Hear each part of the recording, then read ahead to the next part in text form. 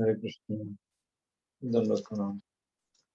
So, we'll do Mangalacharana till the time other devotees join. Right.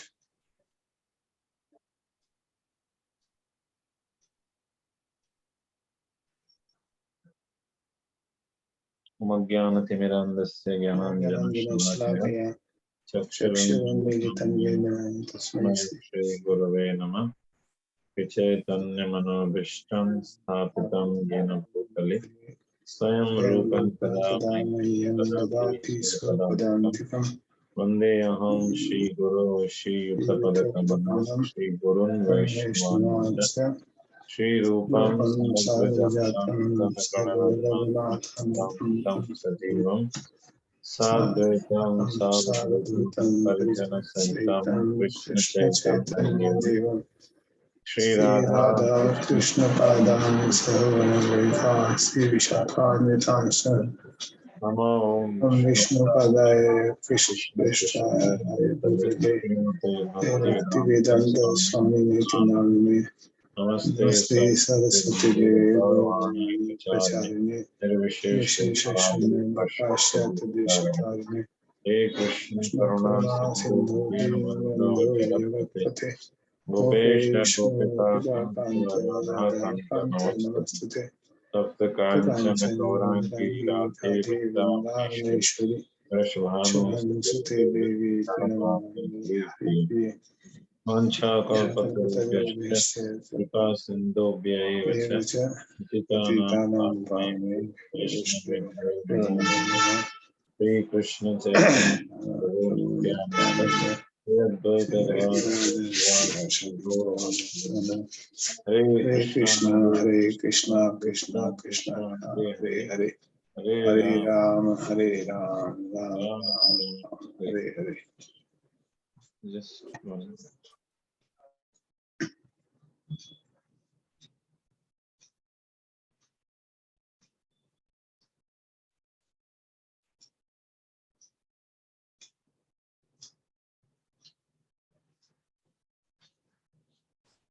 Radhika सैली माता जी की तैयारी हो गई पूरी, उनके चेहरे से दिख रहा है।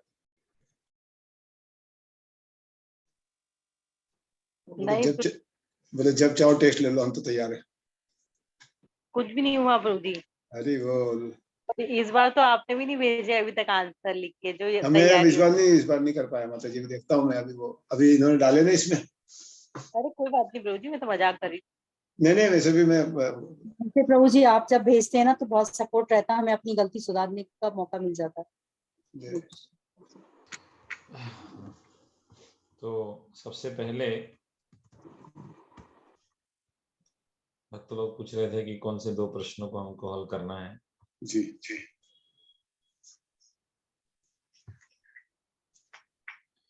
जो प्रश्न इसमें दे रखे हैं उनमें से, है ना। जी जी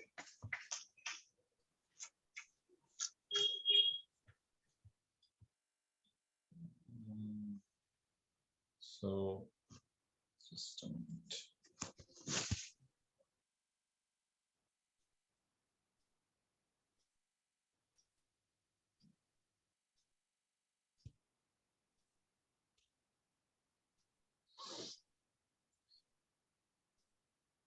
इसमें एक प्रश्न है, प्रश्न नंबर 4, भक्ति रसामृत सिंधु से अध्याय 2 से संदर्भ देते हुए साधना भक्ति की विधि की अपने शब्दों में व्याख्या करें। अपने उत्तर में वैधि और रागानुगा साधन भक्ति के बीच वेद की भी व्याख्या करें। अध्याय 2 से उपयुक्त उपमाओं और प्रासंगिक वाक्यों का संदर्भ दें। इसमें शब्द सीमा भी है। शब्द सीमा तो जो नॉर्मल रहती है वही है, क्योंकि जिस तरह से एलाबोरेट उन्होंने क्वेश्चन में पूछा है उसमें थोड़े शब्द बढ़ जाएंगे। सभी चीज पूछिए। 700-800 शब्द रहते हैं ना जनरली जी। उतने में ही दीजिए। जी जी जी। सागर में सागर भरिए। Question number 4। इसके अलावा एक और क्वेश्चन,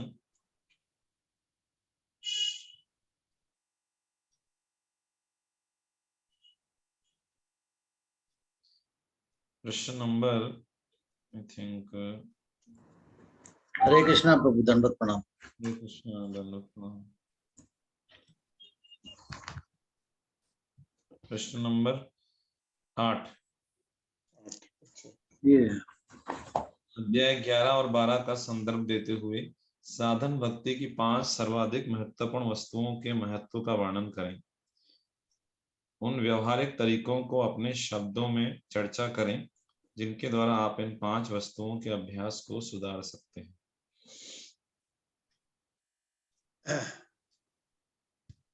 मैंने कृष्ण प्रभु जी आपके प्रश्नों का उत्तर दे दिया प्रभु जी ने। हाँ, हरे कृष्णा प्रभु। हाँ, नंबर कौन कौन से प्रभु जी, एक बार फिर कर देंगे रिमाइंड। 4 दूनी 8। 4 2 4 8 है ना? नहीं, 4 और 8 बस। 4 और 8। अच्छा, ये दोनों में दोनों करना है, दोनों में से एक करना है? दोनों करना। दोनों करना। प्रभु जी सबमिशन की कोई डेट है, कब तक देना है? जनरली कितना टाइम रहता है? 4-5 दिन तो देते कम से कम। हाँ, तो एक हफ्ता ले लीजिए आप। जी, तो आज फ्राइडे है, तो Friday to Friday, Thursday to Thursday. जी, नेक्स्ट थर्सडे तक। तो हम इसको कब सबमिट करना है? हरे कृष्णा, सबमिट कब करना है? 13 को है, अगला थर्सडे 13 को है, 12 है, 13। आप बता दो कोई भी तारीख को मुझे। नहीं ठीक है, आप मुझे बता दें कब करना। 13 से अगर आगे बढ़ सकता है तो भी ठीक है। माता जी तो एग्जाम भी चाह रही है कि बाद में ले। नहीं, एग्जाम नहीं। क्या हुआ कि मेरी रिपोर्ट में आरबीआई रिटर्न वगैरह सबमिट करती हूँ तो कुछ नहीं हुआ, और वो 15-16 तक सबमिट कर पाऊंगी क्योंकि अभी जानकारियां ब्रांचों से आई नहीं थी, तो मुझे टाइम लग रहा है। आज भी मैं बहुत लेट तक बैठी, तो इसीलिए मैं सोच रही कि एक आध दिन और मिल जाता। तो जी आपकी आवाज नहीं आ रही है, म्यूट हो गई। 15 तारीख कर सकते हैं, आई थिंक हाँ इट्स 15 ठीक, मोर देन सफिशिएंट, बराबर है। आवाज ठीक है अभी? जी, हाँ ठीक है तो 15 लास्ट डेट 15 कर देते हैं। हाँ ठीक है, थैंक यू, वेलकम। मुकम का तो अच्छा नहीं, कंगन में बहुत ही ग्रेट।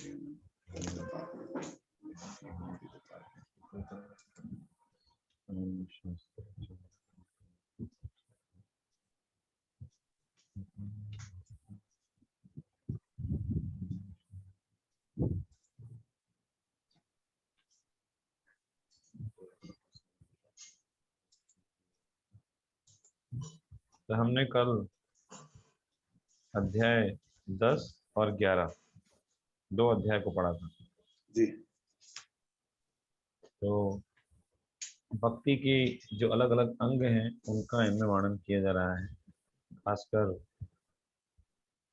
जो भक्ति के मुख्य अंग हैं, तो उसमें से हमें क्या समझ में आया और हम उसको व्यक्तिगत जीवन में कैसे अपनाएंगे, ये आप बताइए। By raising hands you can tell ये अंग, और इसको हम ऐसे व्यक्तिगत जीवन में अपनाएंगे या हम इसमें इस तरह से सुधार करेंगे।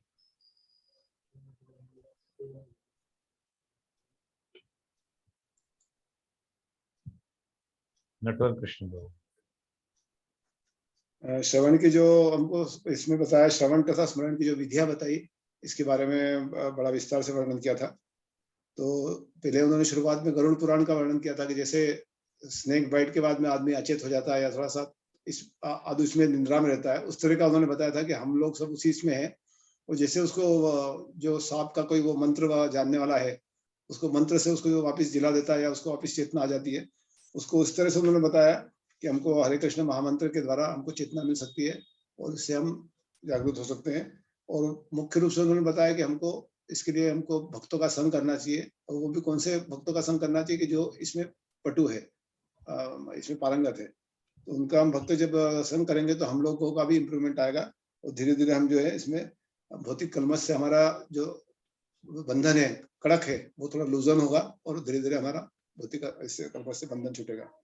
तो इसके लिए आपने जो प्रैक्टिकल लाइफ के लिए बताया, तो मैं भी यही प्रयास करता हूँ कि अकेले जप करने के बदले में यदि ऐसे योग्य व्यक्तियों के साथ जप किया जाए कि जिनको हम मानते हैं कि बहुत सुंदर जप करते हैं, अच्छे से जप करते हैं, बिना डिस्ट्रैक्शन के जप करते हैं, उनके साथ किया जाए तो मैं अपने आप को थोड़ा सा इम्प्रूव करने की कोशिश करता हूँ। पहले मैं करता था, जपा टॉक सुनता था पहले, वहां से आने के बाद में पहले यहाँ पानी भरने आता था घर पे, तो पहले जपा टॉक सुनता था, उसके बाद में फिर मैं जप करता था, या सबसे पहले जप करने के पहले प्रेयर करता था कि भगवान मुझे थोड़ी शक्ति दो कि मैं अच्छा सा जप कर सकूं। तो एक दो चीजें मैंने ऐसी अपनाई थी। वेरी गुड जी, thank you for sharing your practical experience. Archana Pandey माता जी। हरे कृष्णा प्रभु जी, प्रभु जी मेरे को है ना, मैं दास्य भाव का बता रही हूँ। भगवान की मंगल आरती की सेवा करना, प्रसाद बनाना, उनको भोग लगाना, और जो भी उनकी वो डेकोरेशन का है, कपड़े वगैरह, ये सब पूरे दास्य भाव में उनको अर्पित करना। और इसके अलावा बाकी प्रभु जी बता ही चुके हैं। और चैंटिंग का है तो कई बार क्या होता है कि छूटता है या कुछ होता है, तो मैं बेस में मंगल आरती करने जाती हूँ, क्योंकि मेरी श्रद्धा कम नहीं होना चाहिए, दास्य जो है वो हमेशा रहना चाहिए। तो करती हूँ, और उसके आगे भी ऐसे ही कोशिश करूंगी कि और आचार्यों से सुनूंगी। मैं अभी लोकनाथ स्वामी महाराज का जपा टॉक सुनती हूँ, उससे भी काफी प्रेरणा मिलती है, और समय समय पे मतलब करती रहती हूँ। लेकिन फिर भी कहीं ना कहीं लगता है कि कुछ गलती हो रही है, तो उसको सुधारने के लिए मैं और ज्यादा प्रयास करूंगी, जिससे मुझसे फिर कभी ऐसी गलती ना हो, और मैं दास्य भाव को पूरी तरह स्वीकार कर सकूं, और है ना आत्मसमर्पण के भाव से सेवा कर पाऊँ भगवान की। तो माता जी का ये कहना है कि जपा टॉक सुनती हैं, और कभी कुछ ऐसा लग रहा है मंगलाचरण करने जाना, तो इसमें ताकि भक्ति भाव में जो श्रद्धा है उसमें कहीं कमी ना आए, और हमेशा ऐसा लगता है कुछ कमी है, तो ये अच्छा साइन है, हमेशा ऐसा लगना चाहिए, जिससे कि हम हमारे अंदर हमेशा एक प्रेरणा रहेगी कुछ करने की। और भक्त को शेयर कर सकते हैं। एक भक्त ने श्रवण के विषय में बताया, एक ने दास्य भाव के विषय में बताया। राधिका शैली माता जी बताएं।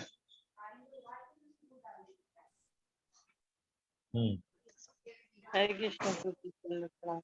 हरे कृष्ण। तो जी, जैसे आपने कल शरणागति के बारे में बताया था कि जैसे हरिदास ठाकुर, भक्ति विनोद ठाकुर थे, वो हमेशा भगवान के उसमें किताब भी लिखा था उन्होंने शरणागति को लेकर। और तो वो शरणागति के लिए मतलब हमको भगवान के सामने जाके हमेशा ये प्रार्थना करना चाहिए कि आप जैसी भी अवस्था में हमको रखेंगे, हम उसको स्वीकार करते हैं। मतलब ये इच्छा हम रखना चाहिए कि मारो भी राखो भी, जो इच्छा तुम्हारी, जैसे गुरु महाराज जी कहा करते थे। उन्होंने जब यहाँ से गए थे, जब लास्ट क्लास में, ये हमको मतलब हमेशा ही बोलते थे वो, लॉकडाउन की जितनी उन्होंने क्लास ली तब तो, लेकिन जब लास्ट बार गए थे तब एक ही बोल रहे थे पहली। और दूसरी चीज मैं ये बोलना चाहती थी कि जैसे अकेले पे मेरा बता रही हूँ, जैसे मैं अकेले जब करती हूँ तो उसमें तो मेरा मन ही नहीं लगता और ना माला ठीक से होती थी। लेकिन जब से महाराज ने चालू किया है, परम पूज्य भक्ति प्रेम साई महाराज ने, तो उनके साथ मतलब जब करती हूँ तो मौन में नींद आती है, और जब भी इतना अच्छा जब चलता है वो। This very good idea. और कुछ शेयर करना चाहती हैं आप?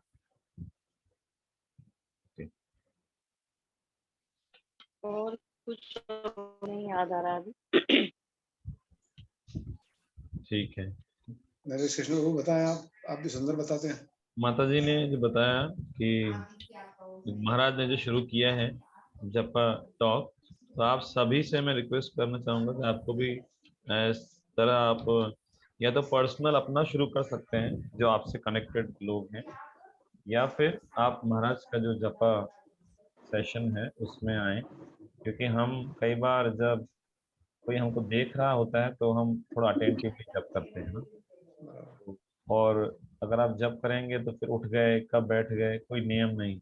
लेकिन जब जूम पे आप ऑनलाइन जब सेशन में बैठते हैं तो मैंने पर्सनली फील किया कि हम थोड़ा ज़्यादा अटेंटिव होते हैं कि हम बैठ के जब करें, तो उस तरह से जो है हमारे जब की क्वालिटी इंप्रूव होती है।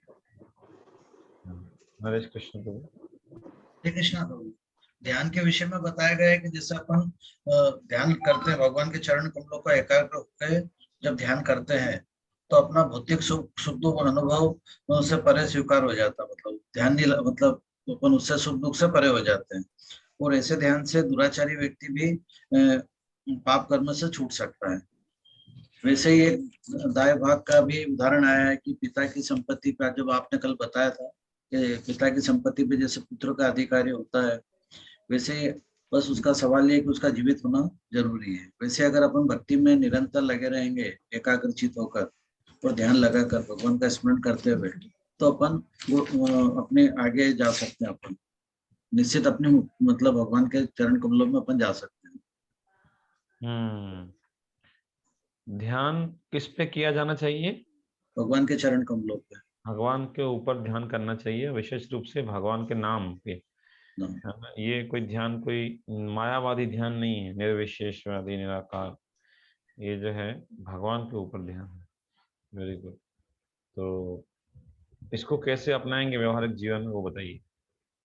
अपन जब करते हैं निरंतर भगवान का नाम अपने जैसे जब मुंह से बोलते हुए कानों से सुनते हुए करेंगे, अगर ध्यान लगा के एकाग्रचित होकर, तो अपना जब में शुद्धि होगी, और जब अपनी अधिक शुद्धि होगी तो अपने में भी शुद्धता बढ़ेगी। धीरे धीरे अपन अपने भक्ति में इम्प्रूव होने लगेंगे अच्छे से जब करेंगे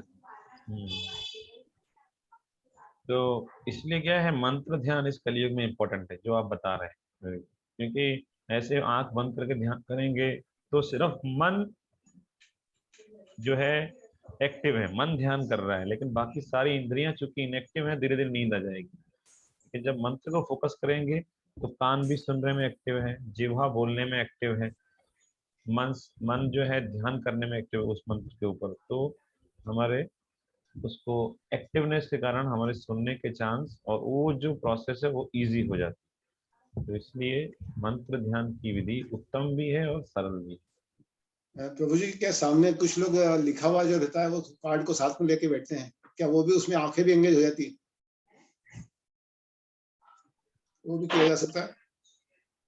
समझा नहीं, क्या मतलब जो हरे कृष्ण का मंत्र है उसका एक कार्ड लिखा हुआ सामने रख के जब करते उसको पढ़ते भी कभी कभी बीच में, मतलब कभी ध्यान भटक नहीं जाए इसलिए। हाँ, वो भी किया जा सकता है। एक सिद्धांत है जो हमने शुरू में पढ़ा था कि सारे वैदिक सिद्धांतों का उद्देश्य क्या है? भगवान की भक्ति प्राप्त करना।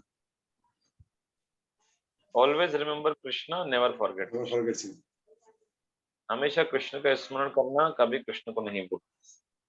इसको नारद मुनि एक श्लोक बताते हैं 7वें स्कंद में। श्लोक है ये न, एक लाइन एक शब्द बोलता हूँ, ये न, दूसरा बोलता हूँ के न,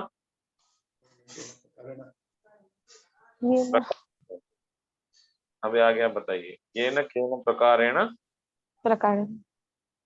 आगे बताना है।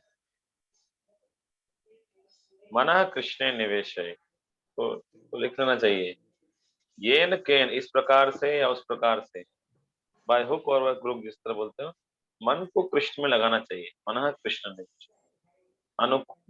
प्रतिकूल भाव से भी लगाया, जैसे बताते हैं नारद मुनि, गोप्या कामा, गोपियां जो हैं उनका तो दिव्य स्तर है पे जो काम भाव है उसके माध्यम से। गोप्या कामा भयात कंस, कंस भय के कारण, इस तरह अलग अलग है ना, शिशुपाल ईर्ष्या के कारण। लेकिन इन सब का चरम लाभ हुआ, मुक्ति हुई या भगवत धाम प्राप्त हुआ। क्यों? क्योंकि कृष्ण के ऊपर ध्यान लगा। ये तो अनुकूल भाव से करेंगे। इस तरह शुद्ध भक्ति की परिभाषा क्या है, कौन बता सकते हैं? ये आपके उसमें है, श्लोक का मेमोराइजेशन है ना। जी जी जी, बताइए फिर। अन्य अभिलाषिता शुद्धम ज्ञान कर्म आदि अनावृतम अनुकूल्येन कृष्णेन अनुशीलनम भक्तिरुत्तमम। अन्य अभिलाषिता शून्य ज्ञान कर्मादि अनावृतम अनुकूल्य। अनुकूल भाव से जब भक्ति करेंगे, कृष्ण अनुशीलनम, अनुशीलनम मतलब निरंतर करना या आचार्यों के अनुगमन करना। तो वो है उत्तम भक्ति का लक्षण। तो इस प्रकार से यदि आप देख के भी करते हैं जब, तो कोई that is not a big, that is not wrong. बहुत सारे भक्त इस तरह करते हैं। ओके, जिन्होंने अभी तक नहीं बोला कुछ, कुंजवासिनी माता जी, सुरेंद्र जी। सुरेंद्र प्रभु जी कुछ बताएं।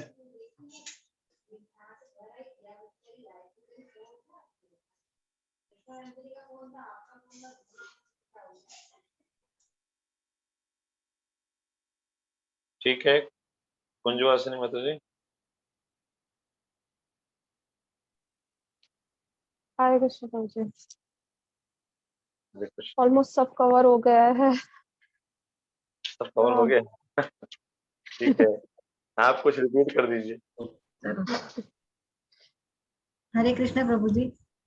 हरे कृष्णा प्रभु जी, अपना नित्य कर्म भी करते रहना चाहिए और हरि नाम का जप भी मन में करते रहना चाहिए हमेशा।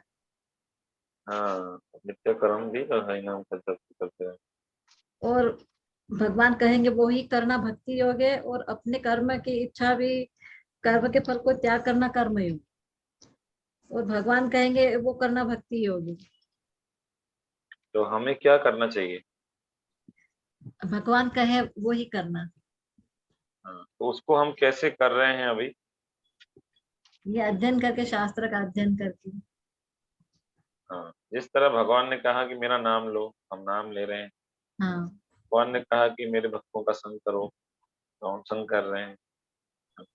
भगवान ने जो शास्त्र दिए, भगवान ने कहा जो इसका अध्ययन करता है वो बुद्धि से मेरी पूजा करता है, भगवत गीता में कहता है। तो हम अध्ययन कर रहे हैं, तो इस तरह से। और साथ में भगवान बोलते हैं जो कुछ करते हो यदि जीविका उपार्जन के लिए, उसके कर्म के फलों को मुझे अर्पित करो। ओके, तो thank you everyone for sharing. जिन्होंने नहीं शेयर किया सोच सकते हैं एंड में भी शेयर कर सकते हैं। इसके बाद हम अध्याय 12 और 13 पढ़ते हैं। जस्ट मैं एक फिर से ओवरव्यू देना चाहता हूँ। साधना भक्ति के बारे में हम पढ़ रहे हैं। भक्ति कितने प्रकार की है? ये थोड़ा रैपिड राउंड है। भक्ति कितने प्रकार की है? कोई भी बोल सकते हैं। You can unmute your mics and भक्ति कितने प्रकार की है? साधन नवदा भक्ति और अगर भक्ति। भक्ति है 5 प्रकार की है। 3 प्रकार है, साधन भक्ति, भाव भक्ति और प्रेम भक्ति। प्रेम भक्ति। मुख्य रूप से भक्त संबंध में किसका वर्णन है? साधन भक्ति का। साधन भक्ति का नहीं, सारी भक्ति का है, लेकिन हम केवल साधन भक्ति का ही पढ़ रहे हैं, है ना? रसामृत सिंधु, इसमें जो है सिंधु में क्या उठते हैं? लहरें। तो इसमें भी जो है 4 लहरी है। एक है पूर्व दिशा में लहरी, उसे बोलते हैं पूर्व विभाग। एक दक्षिण दिशा में दक्षिण विभाग, पश्चिम विभाग और उत्तर विभाग। हम कौन सा विभाग पढ़ रहे हैं? पूर्व विभाग। पूर्व विभाग यानी पहले पहले जो है, हम तो अभी पहले पहले में ही हैं, तो अभी पूर्व विभाग पढ़ रहे हैं। इसमें बताया भक्ति 3 प्रकार, साधन भक्ति, भाव भक्ति और प्रेम भक्ति। हम पढ़ रहे हैं साधन भक्ति। साधन भक्ति का वर्णन कौन से अध्याय से कौन से अध्याय तक है? शुरू में बताया था 2 से 16। 2 से 16 तक, है ना? साधन भक्ति के 2 प्रकार हैं, कौन कौन से? रागानुराग भक्ति और वेदी भक्ति। रागानुगा साधन भक्ति और वैदी साधन भक्ति। वैदी साधन भक्ति या वैदी भक्ति बोल देते हैं उसको, और रागानुगा साधन भक्ति या रागानुगा भक्ति बोल देते हैं। तो वैदी भक्ति के कितने अंग हैं?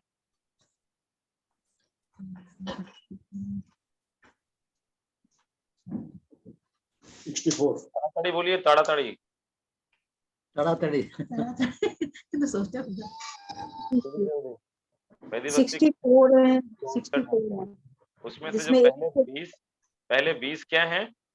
पहले 1 से 10 प्रवृत्ति हैं और फिर 11 से 20 अनवृत्ति। सॉरी, के अलावा 44 और अंग हैं, जिसमें 21 से 59 तक हैं विभिन्न साधना के अलग-अलग सोपान। हाँ, और स्त्री के 5 हैं 60 से 64 सबसे महत्वपूर्ण है। सबसे महत्वपूर्ण है जो हम आज पढ़े। इसके बाद प्रभु जी 5 क्या बताए आपने? 5 जो है सबसे महत्वपूर्ण अंग है। अच्छा, 60 से 64 बताया 13वें अध्याय में। अब इसके बाद 6ठे अध्याय से 13वें अध्याय तक में ये 64 अंग बताए गए, 6ठे से 13वें तक। 6ठे अध्याय का शीर्षक क्या है? गुरु को प्रसन्न कर लिया तो भगवत धाम जाना निश्चित। भक्ति कैसे की जाए? भक्ति कैसे की जाए, हाँ ये है 6ठे अध्याय का शीर्षक। उसमें क्या बताया है? सारे 64 अंगों के बारे में थोड़ा थोड़ा संक्षेप में स्टेटमेंट, ओवरव्यू दिया है, उसे बोलते हैं ट्रेलर दिया है सारे। तो 7वें अध्याय का शीर्षक क्या है? भक्ति सिद्धांतों के प्रमाण, अंग लक्षण। भक्ति के सिद्धांतों का प्रमाण। प्रमाण में 1 से लेकर 18 तक जो अंग हैं उनका वर्णन, 1 से लेकर 18 तक। 18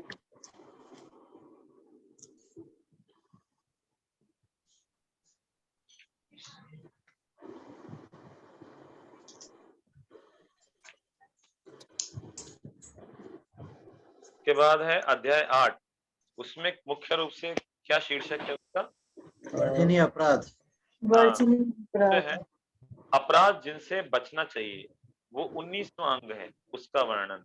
इसमें की सेवा अपराध आते हैं, अर्थ विग्रह से संबंधित अपराध आते हैं, नाम अपराध आते हैं, ये है 19वां। उसके बाद अगला अध्याय कौन सा है? 9वां, श्रवण तथा स्मरण। भक्ति के सिद्धांतों पर आगे विचार। हाँ। पे आगे विचार। इसमें जो है 20 से लेके 42 अंग तक दे रखे हैं, 20 to 42, यानी कि लगभग 23 अंग इसके अंदर, 20 to 42। जिसमें निंदा है, तिलक तुलसी कंठी पहननी चाहिए, फूल मालाएं स्वीकार करना चाहिए, अर्चा के समय नाचना है, उनके समय नतमस्तक होना चाहिए, भगवान का स्वागत करने के लिए खड़े होना चाहिए, अर्चा वगैरह के पीछे पीछे चलना चाहिए, और जो इस तरह से अन्य यह है 9वां अध्याय। इसके बाद 10वें अध्याय में श्रवण की विधियां, श्रवण स्मरण की विधियां। इसमें 43 से लेके 46 तक जो 4 जो अंग हैं वो कवर होते हैं। श्रवण, भगवत कृपा की आशा करना, स्मरण और ध्यान, ये 4 अंग कवर होते हैं। ठीक है, समझ में आ रहा है ना आप लोग को? तो इसके बाद 46 के बाद क्या आएगा? दिव्य सेवा के विविध रूप। तो इसमें 47 अंग से लेके 53 इतने अंग कवर होते हैं। 43, 48, 49, 50, 51, 52, 53, 7। दास्य भाव, प्रिय वस्तु अर्पित करना, सख्य भक्ति, आत्मनिवेदन, कृष्ण के लिए सारी चेष्टाएं करना, शरणागत होना, शरणापत्ति और तुलसी इत्यादि वृक्षों की सेवा करना, ये 7 इसमें कवर होते हैं। इसके बाद आज कौन सा अध्याय है? दिव्य सेवा के अन्य अंग। दिव्य सेवा के अन्य अंग। तो ये इसमें जो है 54 से 59 तक कवर हो जाएगा, 54 से 59 तक। और बाकी के जो 5 सबसे प्रमुख अंग हैं वो कब कवर होगा? 13 चैप्टर में कवर होगा। उसके बाद 14 और 15 अध्याय है रागानों का साधन। जस्ट ये एक ओवरव्यू आई थॉट किया है। नहीं 14 नहीं 15 और 16 अध्याय है रागानों। तो हम इसको पढ़ते हैं 12वें अध्याय को।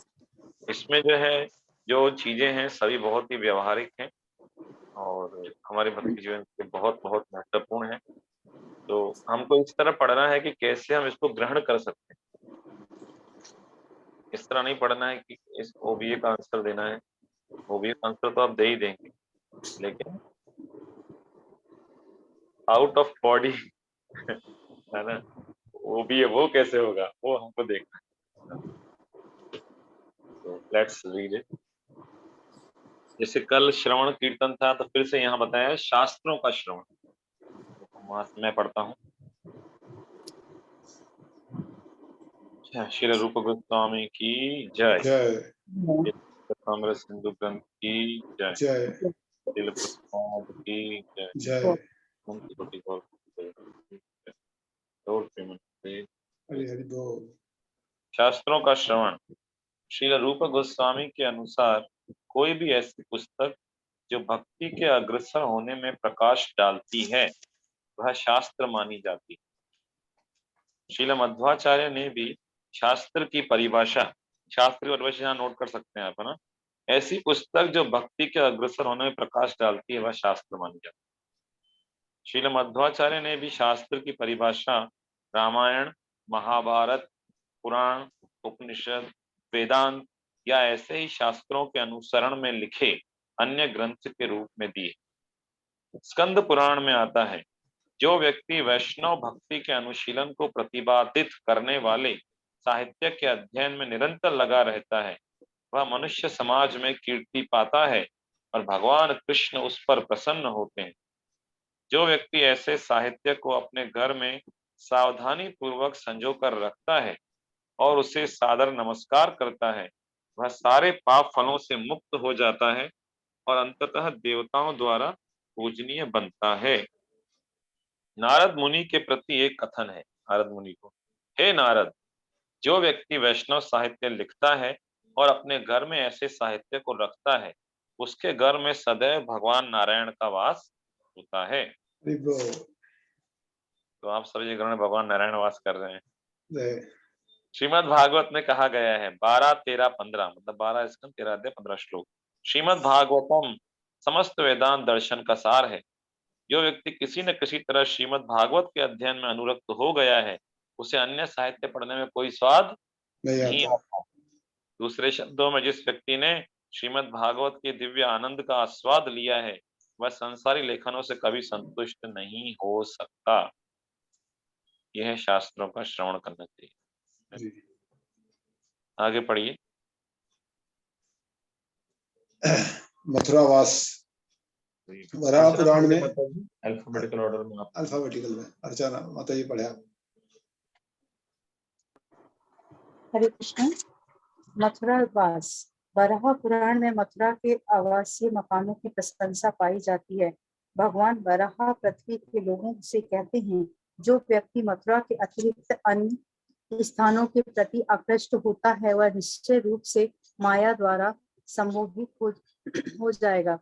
ब्रह्मांड पुराण में कहा गया है कि तीनों लोकों के सारे तीर्थ स्थानों की यात्रा करने के सारे फल मथुरा की पवित्र भूमि की स्पर्श मात्र से प्राप्त किए जा सकते हैं। अनेक शास्त्रों में कहा गया है कि मथुरा की भूमि के श्रवण, स्मरण, महिमा गान, वांछ दर्शन या स्पर्श मात्र से मनुष्य की सारी इच्छाएं पूरी हो जाती हैं, हो सकती हैं। मथुरा की भूमि का महत्व क्या है यहाँ बताया है। इतने सारे तीर्थों की यात्रा करेंगे और सिर्फ मथुरा की भूमि का स्पर्श कर लेंगे तो उसके फल आपको प्राप्त हो जाएंगे। इसके बाद एक और बहुत महत्वपूर्ण अंग है भक्तों की सेवा करना। चैतन्य महाप्रभु से किसी ने पूछा कि महाप्रभु की मोर कर्तव्य साधन, मेरा कर्तव्य क्या है। तो महाप्रभु ने बहुत अच्छा उत्तर दिया। महाप्रभु ने 2 कर्तव्य बताए भगवान को प्राप्त करने के लिए। सिर्फ 2 चीजें करना है। क्या क्या कौन बताएगा? श्लोक किसी को याद? कीर्तन करना और भक्तों की सेवा करना। वाह, वेरी गुड। प्रभु कहे वैष्णव सेवा नाम संकीर्तन, दुई करो शीघ्र पावे श्री कृष्ण चरण। प्रभु कहे मतलब महाप्रभु कह रहे हैं वैष्णव सेवा और नाम संकीर्तन, दुई करो, ये दोनों काम करो, शीघ्र पावे श्री कृष्ण। महाप्रभु भगवान के चरण कमल जल्दी ही प्राप्त हो जाएंगे। तो यहाँ भक्तों की सेवा करने का क्या महत्व है, ये बहुत ही इम्पोर्टेंट है। श्री भक्तिविनोद ठाकुर भी गाते हैं एकादशी के जो सॉन्ग है ना, शुद्ध भक्त चरण रेणु भजन अनुकूल, भक्त सेवा परम सिद्धि, प्रेम लतिकार मूल। हम चाहते हैं प्रेम, तो प्रेम की जो लता है उसकी जड़ क्या है? भक्त सेवा परम सिद्धि। वो भक्तों की सेवा जो है वो परम सिद्धि है। इतनी भक्तों की सेवा होगी, प्रेम की लता अपने आप बढ़ती चली जाए। विशेष रूप से बताया शुद्ध भक्त चरण रेणु, शुद्ध भक्तों के चरणों की धूल भजन अनुकूल, भजन के अनुकूल है। बढ़िए, भक्तों की सेवा करने का क्या महत्व है? पद्म पुराण में वैष्णवों या भक्तों की सेवा की प्रशंसा की गई है। इस पुराण में शिव जी पार्वती से कहते हैं, हे पार्वती, पूजा के अनेक विधियां हैं, किंतु इनमें इनमें से परम पुरुष की पूजा सर्वश्रेष्ठ है, किंतु भगवान की भी पूजा से बढ़कर उनके भक्तों की पूजा है। श्रीमद् भागवत में भी 3.7.19 ऐसी ही कथन मिलता है कि मैं भक्तों का निष्ठावान सेवक बनना चाहूंगा, क्योंकि इनकी सेवा करने से भगवान के चरण कमलों की अनन्य भक्ति प्राप्त की जा सकती है। भक्तों की सेवा समस्त भौतिक संतापों को कम करने वाली है और भगवान के प्रति गहन भक्ति प्रेम उत्पन्न करती है। स्कंद पुराण में भी ऐसा ही कहा गया है, जिसके शरीर पर शंख चक्र गदा एवं पद्म के चिन्ह रूपी तिलक लगे रहते हैं और जो अपने सिर पर तुलसी दल धारण करते हैं तथा जिनके शरीर गोपी चंदन से सदैव अलंकृत रहते हैं, उनका एक बार भी दर्शन सारे पाप कर्मों से मुक्त हो जाता है। श्रीमद् भागवत में 1.19.33 ऐसी ही कथन मिलता है, भक्त के पास जाने और उनके चरण कमल छूने या उसे आसन देने से मनुष्य सारे पाप कर्मों के फलों से मुक्त हो जाता है। इसमें कोई संशय नहीं है। यहाँ तक कि ऐसे वैष्णव के कार्यकलापों के स्मरण से ही मनुष्य अपने परिवार सहित शुद्ध हो जाता है, तो फिर उनकी प्रत्यक्ष सेवा करने के विषय में क्या कहा जाए। आदि पुराण में साक्षात भगवान कृष्ण अर्जुन को संबोधित करते हैं, हे पार्थ, जो अपने को मेरे भक्त बताता है वह मेरा भक्त नहीं है, जो अपने को मेरे भक्त का भक्त बताता है असल में वही मेरा भक्त है। कोई भी व्यक्ति भगवान के पास सीधे नहीं पहुंच सकता है, उसे शुद्ध भक्तों के माध्यम से उन तक पहुंचना चाहिए। इसीलिए वैष्णव आचार पद्धति में मनुष्य का पहला कर्तव्य किसी भक्त को गुरु रूप में स्वीकार करना और तब उनकी सेवा करना होता है। Thank you. तो ये सेल्फ एक्सप्लेनेटरी है। वैष्णव के कार्यकलापों के स्मरण से ही मनुष्य अपने परिवार सहित शुद्ध हो जाता है, तो फिर उसकी प्रत्यक्ष सेवा करने के विषय में क्या कहा जाए। तो हम किस तरह वैष्णव के कार्यक्रम चर्चा ही करेंगे, श्रील प्रभुपाद जी ने क्या क्या किया, तो उससे परिवार शुद्ध हो जाए। इसलिए हमको इस तरह क्या करना चाहिए, इसको किस तरह हम जीवन में अपना सकते हैं। मन, वचन और कर्म तीनों से अपना सकते हैं। मन से कैसे अपनाएंगे? वैष्णव के प्रति आदर भाव होना चाहिए। जाति बुद्धि का विचार न हो, अरे ये तो उस समाज से हैं, ये उस देश से हैं, ये वैष्णव के प्रति ऐसा विचार नहीं होना चाहिए। ये तो IIT के हैं, ये ज्यादा बड़े भक्त होंगे, ये तो गांव के आए हैं, ज्यादा कम छोटे भक्त हैं, ऐसा नहीं। मन में ऐसा विचार नहीं होना चाहिए। वैष्णवे जाति बुद्धि गुरुषु नरमति अर्चया शिलादीशु। जो सोचते हैं कि वैष्णव ये जाति का है, प्रभुपाद जी कई बार बोलते थे, कुछ लोग ये स्मार्ट ब्राह्मण सोचते हैं हमारे विदेशी शिष्य हैं, योग्य नहीं है ना। गुरु इससे नहीं सोचना, गुरुषु नरमति, गुरु एक साधारण नर है, पुरुष है, इस तरह नहीं सोचना चाहिए। और अर्चय शिलादीशु, अर्चा विग्रह को सोचना कि ये तो पत्थर का बना है ना, ये सब शैव पातकी नर है। जो इस तरह सोचता है वो नरक में जाने का अधिकारी। तो इसी प्रकार से हमको जो है भक्तों को इस तरह विचार में मन से, वचन से किस तरह भक्तों का सेवा कर सकते हैं। जल्दी बोलिए, कोई बोलना चाहेंगे? जो उनके अच्छे गुण है उनको सब लोगों तक पहुंचाना, बताना कि भी इसमें ये भक्तों में अच्छे गुण है, उनके बारे में बखान करना, भक्तों के गुणों की प्रशंसा करनी चाहिए। प्रशंसा करना। जिस तरह होता है ना glorification session, Guru Maharaj glorification session, अभी शील प्रभुपाद मेमोरियल फेस्टिवल हुआ, उसमें क्या हुआ, ग्लोरिफिकेशन सेशन हुआ। तो हमें कई बार हम क्या है, प्रशंसा करना भूल जाते हैं और गलती हम बता देते हैं, है ना। जैसे मान लीजिए एक सिंपल एग्जांपल दूंगा प्रसाद का।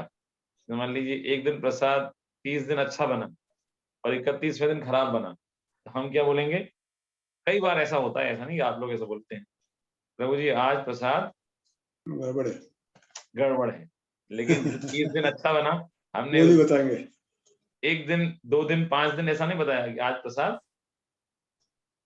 अच्छा बना। तो हम सोचते हैं कि अच्छा तो होना ही चाहिए, लेकिन खराब क्यों बना, हम उसे पॉइंट आउट करते हैं। टिकन तो फॉर हर ग्रांटेड। व्यक्ति क्या है, हम उस स्थिति में खुद को रखेंगे तो हमको भी ये समझ में आएगा कि नहीं यार, एक दिन तो गड़बड़ हो ही सकती है। हमको एप्रिशिएट भी करना चाहिए यदि हम उसको डेप्रिशिएट भी कर रहे हैं, है ना। इसलिए वैष्णवेर एक बताते हैं कि भक्ति जीवन में आगे बढ़ने का एक बहुत अच्छा सूत्र है। हरिदास पंडित चैतन्य महाप्रभु के भक्त थे, तो वो बता, उनके बारे में कहा जाता है कि किस तरह से वो इस तरह से वैष्णव का सेवा कर सकते हैं। वैष्णवेर गुणग्राही, आप बोलिए मेरे पीछे। वैष्णवेर गुणग्राही नवें गुणग्राही, न देखे तार दोष, न दिखे न देखे तारु दोष, काय मन वाक्य करे, काहे काहे मन मन वाक्य वाक्य करे, वैष्णव संतोष। कृष्ण कृष्ण में हमार संतोष। संतोष। वो क्या है, वैष्णव के गुणों को ग्रहण करते थे। हर वैष्णव के अंदर कुछ ना कुछ गुण तो हैं। जैसे हम यहाँ देख रहे हैं 64 अंग हैं, तो कोई किसी न किसी अंग में तो एक्सपर्ट है। जैसे मान लो राधिका शैली माता जी हैं, मालाएं बहुत अच्छी बनाती हैं, हम तो नहीं बना पाते उस तरह, मैं तो नहीं।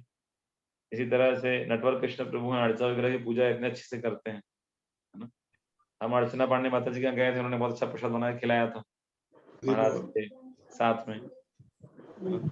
इसी तरह से और भक्त हैं। ललिता प्रिया भगवान की सेवा में भोग को बनाती प्रसाद। जय। सबको खिलाइए आप तो और पता चलेगा। हाँ आइए प्रभु जी, आप इनवाइट करेंगे, भक्ति शास्त्री हो जाए। और कुंजवासिनी माता सब करती है जो बताया अभी तक। नहीं प्रभु जी, मैं कुछ नहीं करती, मैं अभी सुन रही थी तो मैं वही सोच रही थी, मैं कुछ नहीं हूँ ये वैष्णव के सामने तो। सबके आशीर्वाद ब्लेसिंग्स दीजिए मुझे तो कर पाऊँ मैं। हरि बोल। हरि बोल। इस तरह मधुमानंद पुत्र प्रभु हैं, वो डीटी की सेवा करते हैं, जी है ना। बिल्कुल। कुंजमनस्विनी माता जी सेवा करती हैं। सुरेंद्र राजावत प्रभु अलग तरीके से भगवान की सेवाएं करते हैं।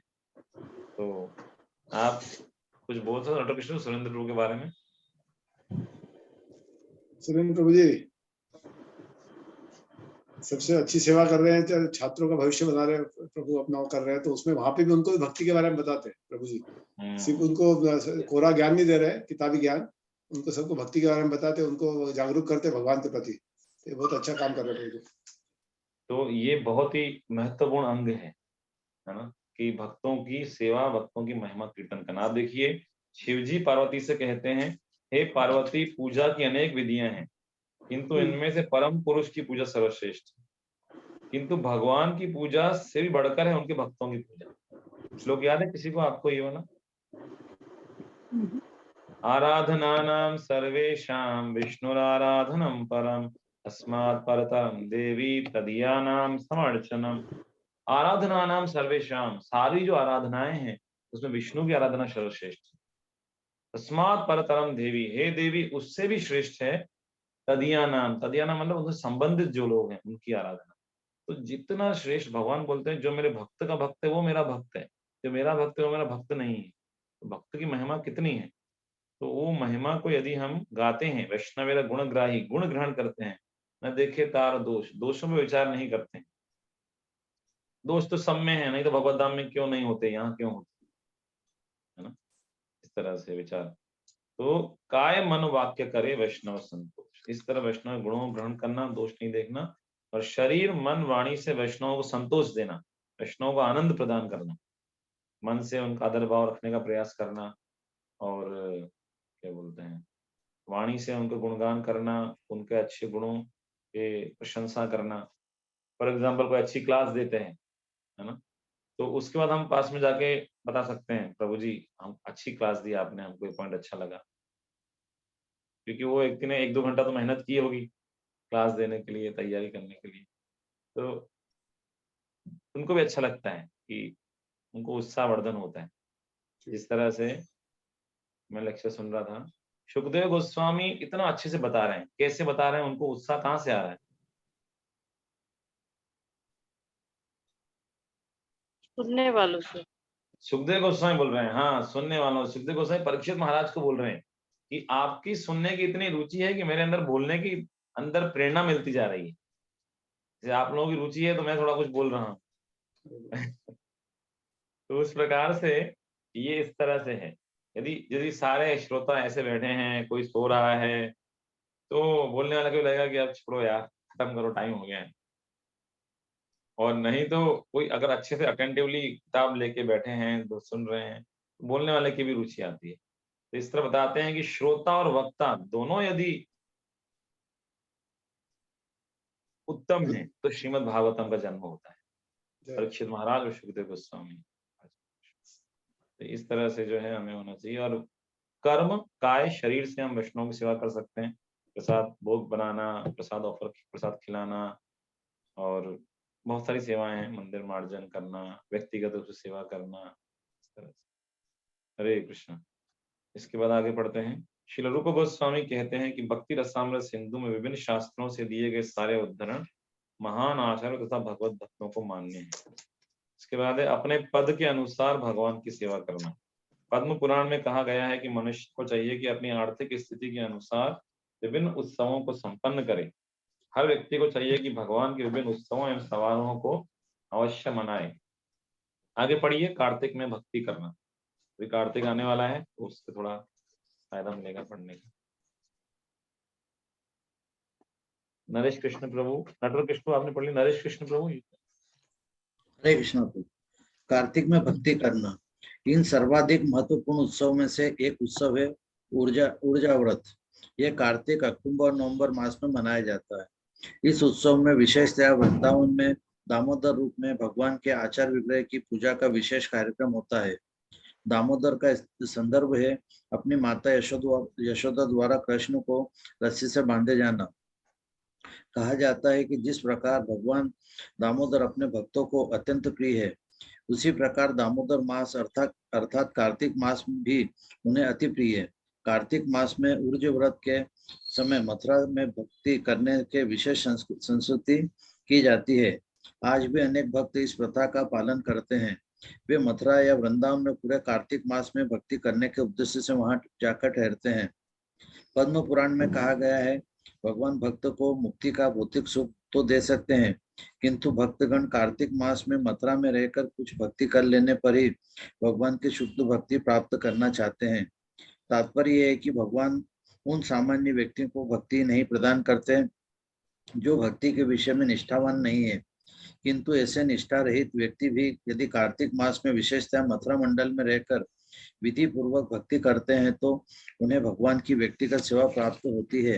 हाँ, कार्तिक में भक्ति करना, विशेष रूप से मथुरा में सामने भक्ति करना।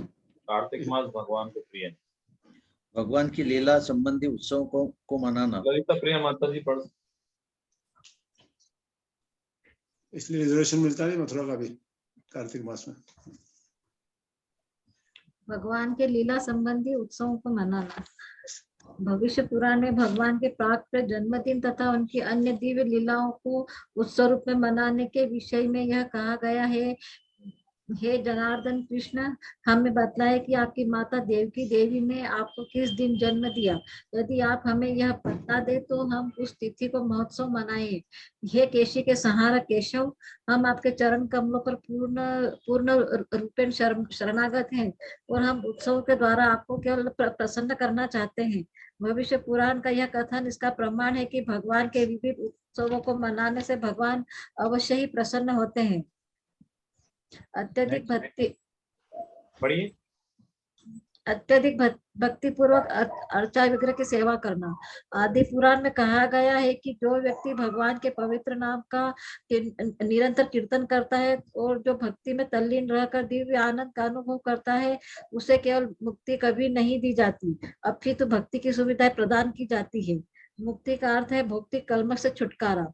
मुक्त हो जाने पर इस जगत में उसे फिर से जन्म नहीं लेना पड़ता। निर्विशेषवादी अपने अस्तित्व को समाप्त करने के लिए ब्रह्म में तल्लीन होना चाहते हैं, किंतु श्रीमद् भागवत के अनुसार मुक्ति अपनी सामान्य स्थिति को प्राप्त करने का शुभारंभ मात्र है।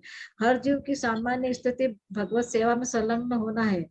आदि पुराण के कथन से ऐसा प्रतीत होता है कि भक्त केवल भक्ति में तल्लीन रहने से संतुष्ट होता है, उसे भौतिक बद्ध जीवन से किसी मुक्ति की आकांक्षा नहीं रहती।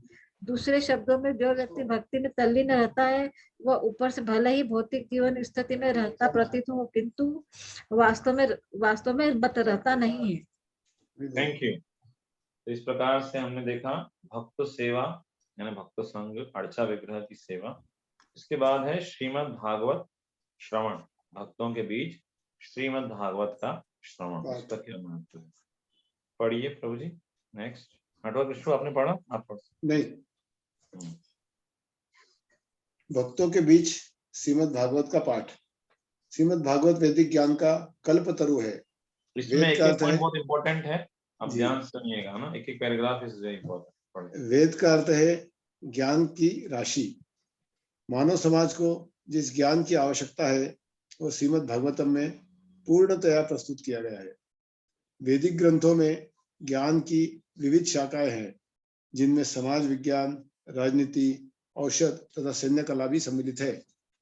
वेदों में इनका ज्ञान की अन्य शाखाओं का सम्यक वर्णन मिलता है, इसलिए जहां तक आध्यात्मिक ज्ञान का संबंध है उनका भी सम्यक वर्णन मिलता है। श्रीमद् भागवतम को वेदों के इस कल्प वृक्ष का पक्व फल माना जाता है। वृक्ष का सम्मान फल उत्पादन के कारण है। उदाहरणार्थ आम्र वृक्ष को अत्यंत मूल्यवान माना जाता है क्योंकि इसमें फलों के राजा आम के फल लगते हैं। जब आम पकता है तो यह उस वृक्ष का सबसे बड़ा उपहार होता है। उसी प्रकार श्रीमद् भागवतम को वैदिक वृक्ष का पक्व फल माना जाता है। जिस तरह तोते शुक की चोंच के प्रथम स्पर्श से पक्का फल अधिक सुस्वादु बन जाता है, उसी तरह श्रीमद् भागवत सुखदेव गोस्वामी के दिव्य मुख से निकलने के कारण अत्यंत आस्वाद्य बन गया है। शुक मुख। श्रीमद् भागवतम को अविच्छिन्न शिष्य परंपरा से प्राप्त करना चाहिए। जब पके फल को वृक्ष के ऊपरी भाग से कई व्यक्ति ऊपर की शाखाओं से नीचे की शाखाओं पर हाथ में देकर भूमि में लाते हैं तो फल नष्ट नहीं होता। इस प्रकार जब श्रीमद् भागवतम को परंपरा पद्धति से प्राप्त किया जाता है तो वह अविच्छिन्न बना रहेगा। भगवद गीता में कहा गया है कि दिव्य ज्ञान को प्राप्त करने की विधि शिष्य परंपरा है।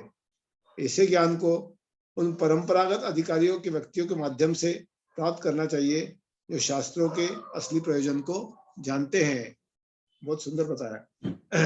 श्री चैतन्य महाप्रभु ने संस्तुति की है कि भागवतम नाम स्वरूप सिद्ध व्यक्ति के मुख से ही। जी Hare Krishna, just a minute प्रभु जी, थैंक यू। इसमें एटलीस्ट आप जो है फर्स्ट पैराग्राफ की फर्स्ट लाइन को अंडरलाइन कर सकते हैं।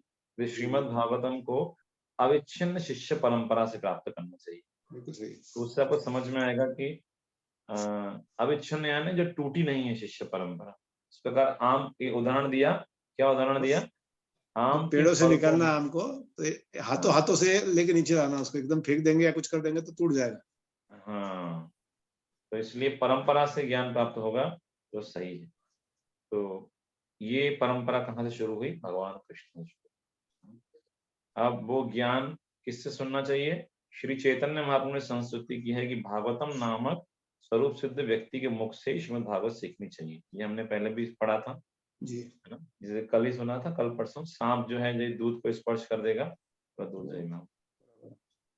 उदाहरण दिया है सुखदेव गोस्वामी का। तो सुखदेव गोस्वामी तो मायावादी थे। हमने पहले देखा आत्माराम जो है, जो आत्मा में आराम करते हैं, जैसे सुखदेव गोस्वामी मायावादी नहीं थे, ब्रह्मवादी थे। तो उस समय जब उन्होंने वो श्लोक, 2 श्लोक सुने थे, एक भगवान का दयालु स्वभाव अहो बकी और दूसरा भगवान का सुंदर रूप का वर्णन, तो वो साकारवादी बन गए।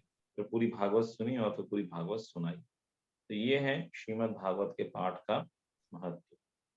तो हमें श्रीमद् भागवत प्राप्त हुआ है, जब भी अवसर मिले उसका अध्ययन करना चाहिए। इसके बाद है भक्तों की संगति करना नहीं, प्रगत भक्तों की संगति करना, एसोसिएटिंग विद एडवांस डिवोटी। उससे क्या होगा कि आगे कोई पढ़ सकते हैं। ये कुंजवासिनी माता। श्री चैतन्य महाप्रभु ने संस्तुति की है कि भागवतम नामक स्वरूप सिद्ध व्यक्ति के मुख से ही श्रीमद् भागवतम सीखनी चाहिए। हम नेक्स्ट पॉइंट पढ़ सकते हैं। नेक्स्ट पॉइंट पे चले गए माता जी। तो हाँ। प्रगत भक्तों की संगति करना। अच्छा, नेक्स्ट पेज पे प्रगत भक्तों की संगति करना। शुद्ध भक्तों के समाज में श्रीमद् भागवतम की व्याख्या करने का महत्व सौनक मुनि ने नैमिषारण्य की सभा में शुद्ध गोस्वामी की उपस्थिति में बतलाया था। शुद्ध गोस्वामी ने पुष्टि की थी कि यदि कोई क्षण भर के लिए भी भगवत भक्त की संगति करने का अवसर लाभ करता है तो वह विशेष क्षण इतना मूल्यवान होता है कि स्वर्ग तक पहुंचाने वाला या भवसागर से मोक्ष दिलाने वाले पुण्य कर्म भी उसकी तुलना नहीं कर सकते। दूसरे शब्दों में, जो लोग श्रीमद् भागवतम के प्रति अनुरुक्त है उन्हें स्वर्ग जाने से मिलने वाले किसी लाभ या निर्विशेषवादियों द्वारा वांछित मुक्ति की कोई परवाह नहीं रहती। फलतः शुद्ध भक्तों की संगति दिव्य रूप से इतनी मूल्यवान होती है कि कोई भी भौतिक सुख इसकी क्षमता नहीं कर सकता। हरि भक्ति सुधोदय में प्रहलाद महाराज एवं उनके पिता हिरण्यकश्यपु का एक वार्तालाप आता है कि जिसमें हिरण्यकश्यपु प्रहलाद को इस प्रकार संबोधित करता है, हे पुत्र, संगति बहुत महत्वपूर्ण होती है। यह उस मणि के समान है जो अपने समक्ष रखी किसी भी वस्तु का प्रतिबिंब प्रदान करती है। इसी प्रकार यदि हम पुष्प जैसे भगवत भक्तों की संगति करते हैं और हमारे हृदय स्वच्छ है तो यहाँ भी वैसी ही घटना घटेगी। इस प्रसंग में जो दूसरा उदाहरण दिया गया है वह यह है कि यदि पुरुष वीर्यवान है और स्त्री रोगी नहीं है तो उनके संभोग से गर्भ धारण होगा। इसी तरह यदि आध्यात्मिक ज्ञान का ग्राहक और उसका दाता दोनों निष्ठावान तथा प्रामाणिक है तो परिणाम उत्तम होंगे। Thank you. ये है भगवत भक्तों के संग करने का, एडवांस डिवोटी संग करने का फायदा। तो जिस तरह हमने सुखदेव गोस्वामी और परीक्षित महाराज का उदाहरण बताया। आगे इसके बाद है नाम संकीर्तन। ये बहुत ही महत्वपूर्ण अंग है भक्ति का। तार मध्य सर्वश्रेष्ठ नाम संकीर्तन, निरपराध लवे नाम प्रेम। भक्ति के जितने 9 अंग हैं उनमें सबसे श्रेष्ठ है नाम संकीर्तन। श्रवण कीर्तन 9 अंग कौन कौन से हैं? श्रवणम कीर्तनम दास्यम पादसेवनम अर्चनम वंदनम और आत्मनिवेदन। तो इन सब में श्रेष्ठ है कीर्तन। तो बोलते हैं श्रवण सबसे इम्पोर्टेंट है लेकिन कीर्तन उससे इम्पोर्टेंट है। क्यों?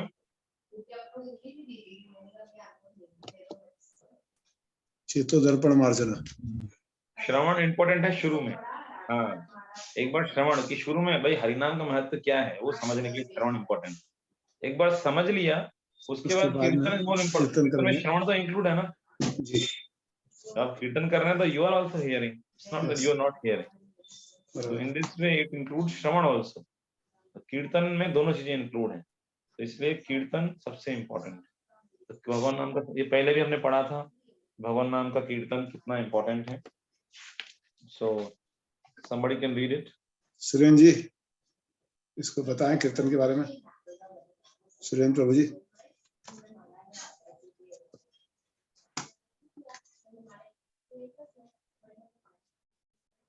रिजम माता जी पढ़ सकती है तो। सुरेंद्र जी का भी एकदम अचानक यहाँ से दिखना बंद हो गए, वापिस आ गए।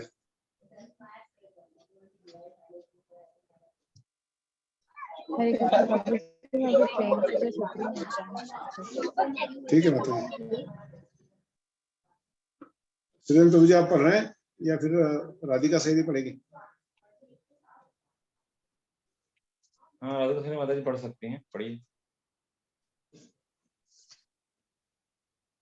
भगवान नाम का संकीर्तन श्रीमद् भागवतम में 2.1.11 में हरे कृष्ण कृष्ण कृष्ण हरे हरे, हरे राम राम राम हरे हरे। संकीर्तन के महत्व पर अत्यंत बल दिया गया है।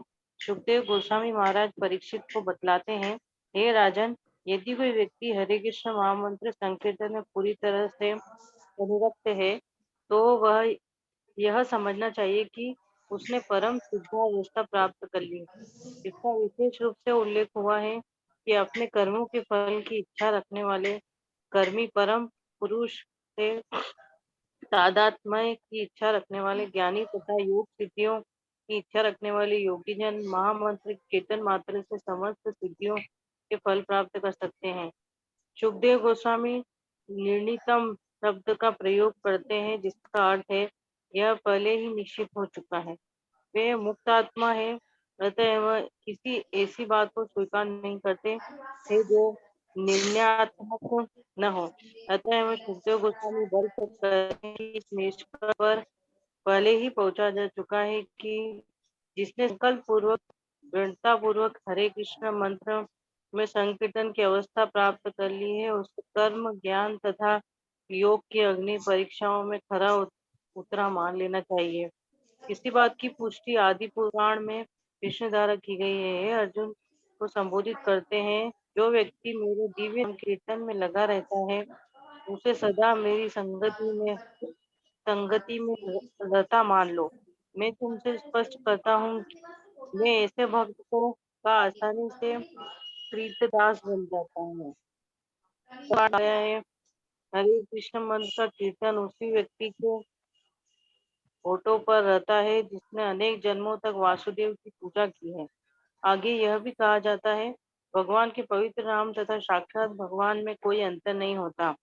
फलतः पूर्णता शुद्धता तथा नित्यता में पवित्र नाम भगवान के ही समान पूर्ण है। पवित्र नाम न तो भौतिक ध्वनि है और न ही इसमें कोई भौतिक कल्मश रहता है। अतः जो व्यक्ति अपनी इंद्रियों को शुद्ध नहीं किए रहता वो पवित्र नाम का निरपराध कीर्तन नहीं कर सकता। दूसरे शब्दों में भौतिक इंद्रियां हरे कृष्ण महामंत्र का कीर्तन समुचित ढंग से नहीं कर पाती, किंतु इस कीर्तन विधि को अपनाने से मनुष्य को आत्मशुद्धि का वास्तविक अवसर मिलता है, जिससे वह शीघ्र ही निरपराध भाव से संकीर्तन कर सके। हाँ, just a minute. Thank you माता। यहाँ पे एक बहुत इंपॉर्टेंट लाइन है इस पैराग्राफ में।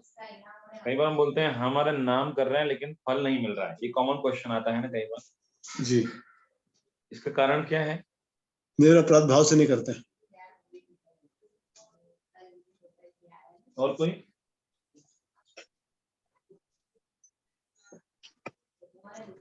तो उसमें हम कर तो रहे हैं या तो हम दिखावा कर रहे हैं या फिर उसको जैसे काम करते हैं वो काम पूरा कर रहे हैं, ध्यान से नहीं कर रहे हैं, ना श्रवण करते हैं और ना ध्यान से सुन रहे हैं उसको। मतलब बोल भी ध्यान से नहीं रहे हैं और सुन भी ध्यान से नहीं रहे हैं। ध्यान से नहीं कर रहे हैं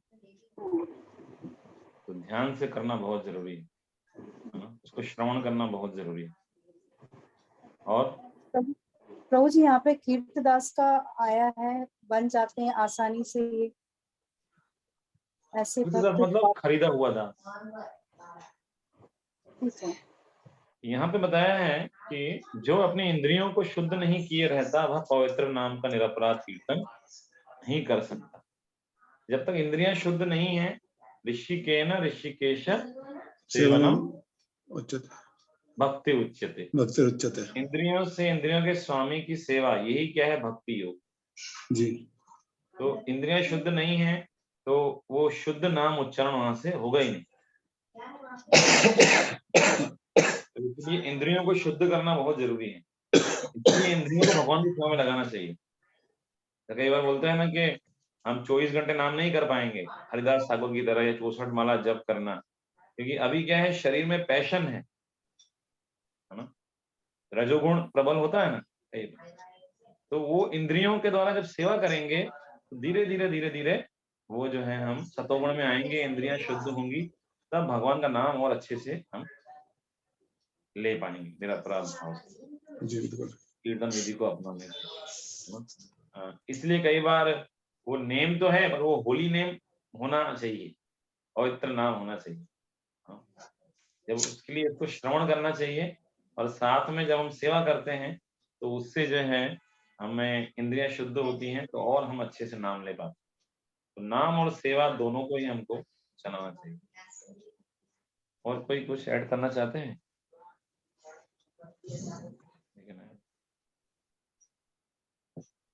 तो यहाँ बताया है कि दूसरे शब्दों में भौतिक इंद्रियां हरे कृष्ण महामंत्र कीर्तन समुचित ढंग से नहीं नहीं कर कर पाती, पाते। किंतु इस कीर्तन विधि को अपनाने से मनुष्य को आत्मशुद्धि का वास्तविक अवसर मिलता है, जिससे वह शीघ्र ही निरपराध भाव से कीर्तन कर सके। लेकिन कीर्तन भक्ति में यदि गलती हो रही है तो उसको सुधारने का तरीका क्या है? भक्ति करना करते रहो, जी। भक्ति करते रहते करते करते अभी नाम अच्छा नहीं हो रहा है, धीरे धीरे अपने आप उसमें रुचि आ जाएगी। ऐसा नहीं कुछ और प्रायश्चित की विधि अपनाएं, क्योंकि और सब विधियां तो भक्ति के अधीन है।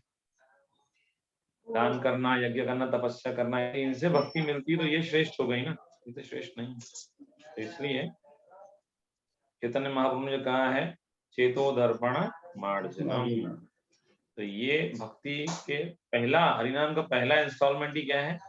चेतो दर्पण मार्जनम। इसलिए सभी को हरिनाम करने के लिए प्रेरित करना चाहिए। हरिनाम करने से धीरे धीरे सब हो जाएंगे। इसके बाद मथुरावास का वर्णन, हमने पहले ही मथुरावास का वर्णन पढ़ लिया। तो मथुरा के भूमि में रहने का बहुत लाभ है। अध्याय 13 भक्ति के 5 प्रबल। तो इसके संबंध में चैतन्य चरितामृत में चैतन्य महाप्रभु सनातन गोस्वामी को भक्ति की विधि बता रहे हैं कि भक्ति की विधि क्या है। तो उस भक्ति की विधि में बहुत सारे अंग बताइए। जो अंग हमने सुने ना 64 अंग, ये वहीं से हैं, वहां पे बताए हैं इनमें से काफी अंग। और वहां पे बताया अंत में ये 5 अंग। सबसे पहले साधु संग। मेरे पीछे एक बार श्लोक बोल सकते हैं आप? साधु संग नाम कीर्तन भागवत श्रवण। साधु संग नाम कीर्तन भागवत श्रवण। मथुरावास श्री मूर्तिर श्रद्धाया सेवन। मथुरावास श्री मूर्तिर श्रद्धाया सेवन। तो ये भक्ति के जो 5 मुख्य अंग हैं। पहला अंग क्या है? साधु संग। साधु संग क्यों इम्पोर्टेंट है हम चर्चा करेंगे, आगे पहले भी चर्चा किया। दूसरा है साधु संग में जाएंगे तो क्या करेंगे? भगवान के नाम का कीर्तन, नाम कीर्तन करेंगे, है ना। साधु संग नाम कीर्तन। और जैसे सुबह सुबह जप करते हैं, नाम कीर्तन हो गया, फिर उसके बाद क्या करेंगे? भागवत श्रवण, भागवत का पाठ, भागवत श्रवण करेंगे, है ना। भागवत श्रवण हो गया, फिर उसके बाद भागवत में धाम की महिमा बताई है, तो फिर कहाँ जाएंगे आप? धाम में वास करें। और जब धाम में वास करने लगे तो वहां पे भगवान के बहुत सारे मंदिर हैं, तो वहां क्या करेंगे आप? सब मूर्तियों का अर्चन करेंगे। हरे कृष्ण महामंत्र का श्री मूर्ति की सेवा करेंगे। हाँ, अच्छा। तो ये है पंचांग भक्ति। ये है मुख्य रूप से 5 जो मुख्य भक्ति के अंग हैं।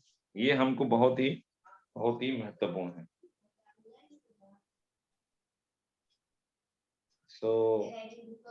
इसी में जो है मैंने आपको जो ओबीए दिया है, ओपन असेसमेंट क्वेश्चन, वो भी इसी के ऊपर आधारित है जी। 5 प्रमुख अंगों को आप किस तरह व्यक्तिगत रूप से आपके जीवन में अपना जी।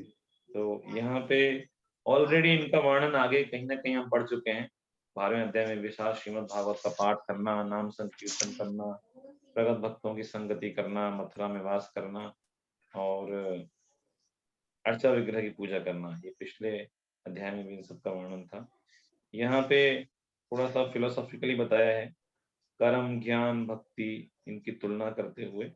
तो हम इसको एक बार पढ़ते हैं, इसके ऊपर डिस्कशन करेंगे।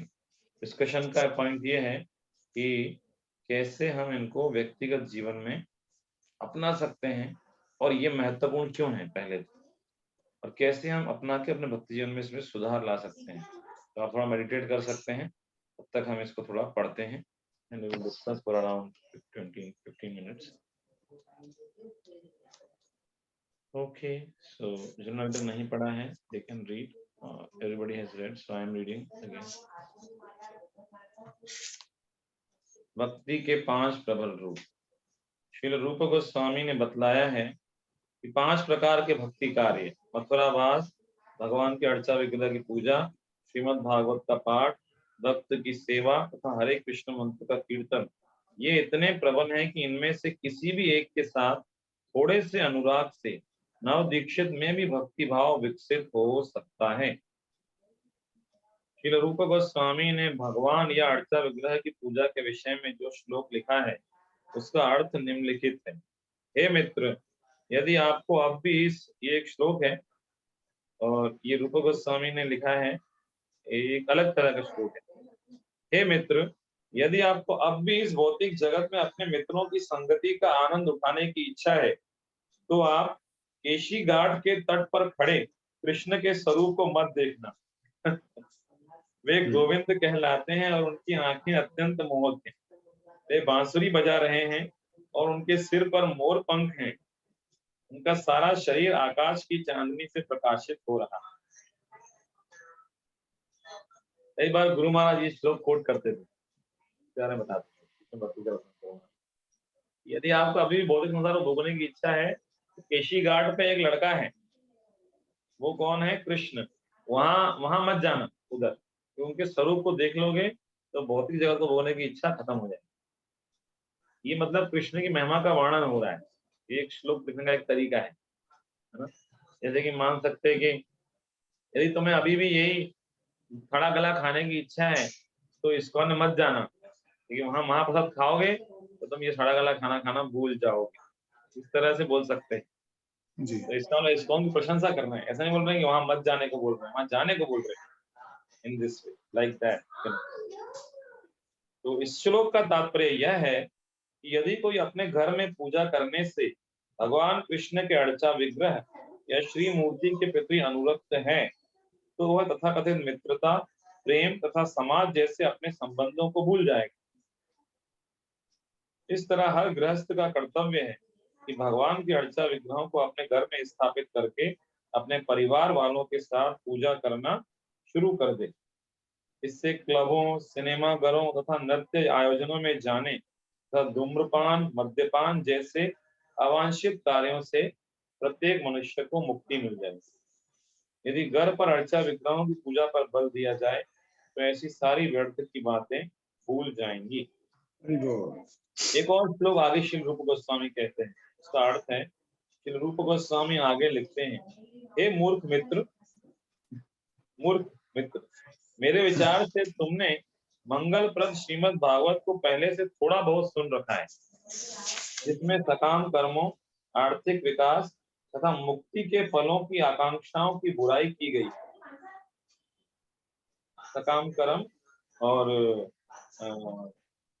धर्म, अर्थ और काम और मोक्ष, मतलब इन सभी की बुराई की गई है श्रीमद् भागवत में। अब निश्चित रूप से श्रीमद् भागवत के 10वें स्कंद के कृष्ण लीला विषयक श्लोक तुम्हारे कानों से धीरे धीरे प्रवेश होकर तुम्हारे हृदय में जाएंगे। ये हमने पहले पढ़ा था। 4 पुरुषार्थ कौन कौन से हैं? धर्म, अर्थ, काम, मोक्ष। तो इन चारों की निंदा की गई है। कहाँ पे? जी, यहाँ पर निंदा की गई है। मतलब मुक्ति को भी ज्यादा बड़ा नहीं माना गया है। मुक्ति से बढ़कर क्या है? तो हम आगे पढ़ते हैं। नेक्स्ट, अर्चना माता जी।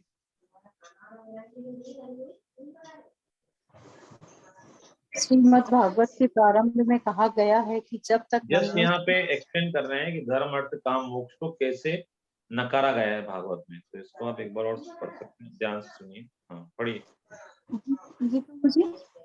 हाँ, यू कैन कंटिन्यू।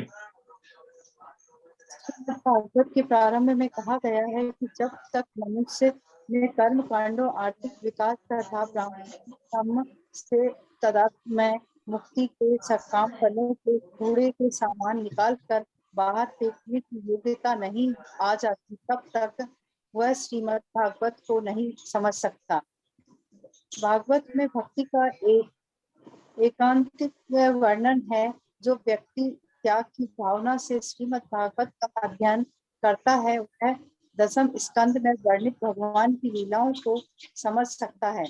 दूसरे शब्दों में, जब तक किसी में श्रीमद् भागवत के लिए स्वतः उत्पन्न आकर्षण न हो, तब तक इस दसम स्कंद की कथाओं को यथा रासलीला को समझने का प्रयास नहीं करना चाहिए। श्रीमद् भागवत का यथा में आस्वादन करने के लिए शुद्ध भक्ति का होना आवश्यक है।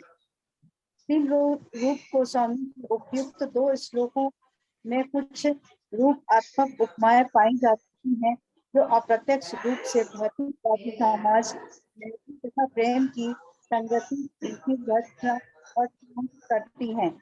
जो लोग सामान्यतः समाज मैत्री तथा प्रेम के प्रति आकृष्ट होते हैं और इन भौतिक कलमशों को विकसित करने के लिए आयोजन तथा प्रबल प्रयास करते हैं, किंतु राधा तथा कृष्ण की श्री मूर्तियों का दर्शन भौतिक संगति के ऐसे प्रयासों को भुलाने के लिए हरे होता है। कृष्ण, हरे कृष्ण। या तो जो हम चर्चा कर रहे थे, जस्ट एक्सप्लेनिंग कि ये श्लोक पढ़ के ऐसा लग रहा है, सुन के, कि यदि कैसा लग रहा है कि यदि भौतिक भोग करना चाहते हो, मित्रों के साथ रहना चाहते हो, तो केशी घाट मत जाना। तो कैसा लग रहा है सुन के कि केशी घाट जाने के लिए उत्सुक हो जाएंगे बहुत।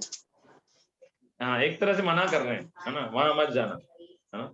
लेकिन असली में क्या कहना चाह रहे हैं कि वहां जाओ। तो ये इसे बोलते हैं रूपक उपमा है, कि मतलब जो कार्य की प्रशंसा हो रही है और उसकी निंदा हो रही है उसकी। यदि आपको भौतिक जगत में अभी सुख भोगने की इच्छा है, तो केशी घाट पे कृष्ण के स्वरूप को मत देखना। इसका मतलब कहने का अर्थ ये है कि यदि आप भूलना चाहते हैं तो कृष्ण के स्वरूप का दर्शन कीजिए, जरूर उसकी कीजिए। सेवा कीजिए, तो भूल जाएंगे। तो एक तरह से भक्ति की प्रशंसा हो रही है और भौतिक जगत की मित्रता, समाज, इसकी निंदा हो रही है। जो इसके प्रति आसक्ति है उसकी निंदा हो रही है। तो ये रूपक उपमा कहते हैं। इस श्लोक का भाव ये है। तो इस प्रकार से श्री रूप गोस्वामी के ये बहुत ही उच्च स्तर के श्लोक हैं, जो कि हम पढ़ के जाएंगे और भगवान से प्रार्थना करेंगे कि हमारे इस तरह आसक्ति आए। तो यहाँ पे मुख्य रूप से मथुरा पहले धामवास का वर्णन है, उसके बाद श्रीमद् भागवत का पाठ का वर्णन है ना, उसके पाठ पढ़ने का महत्व क्या है ना। भी आगे और बता रहे हैं, कृष्ण कथा का वर्णन बता रहे हैं। पढ़िए, नेक्स्ट पढ़ सकते हैं कोई। इस प्रकार से नरेश कृष्ण बोलिए।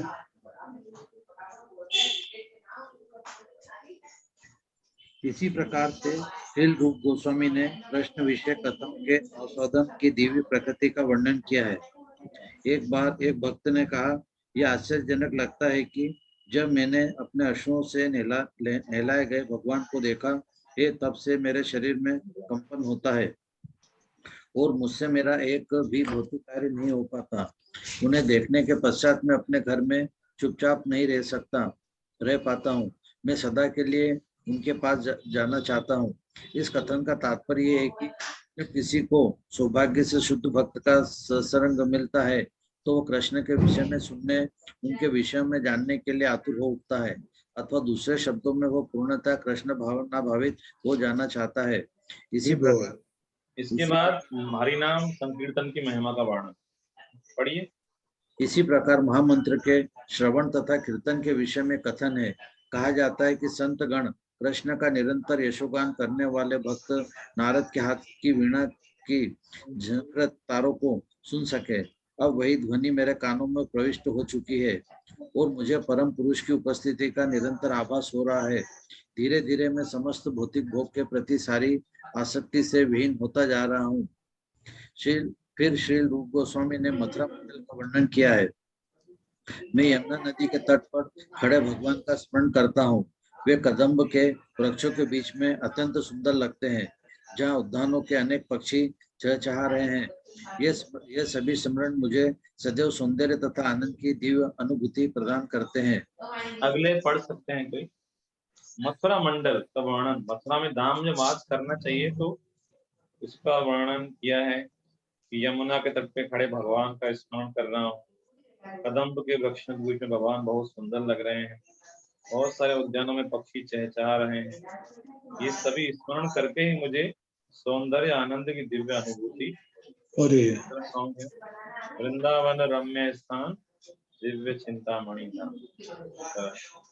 आनंद जी पढ़िए। ललिता माता पढ़े।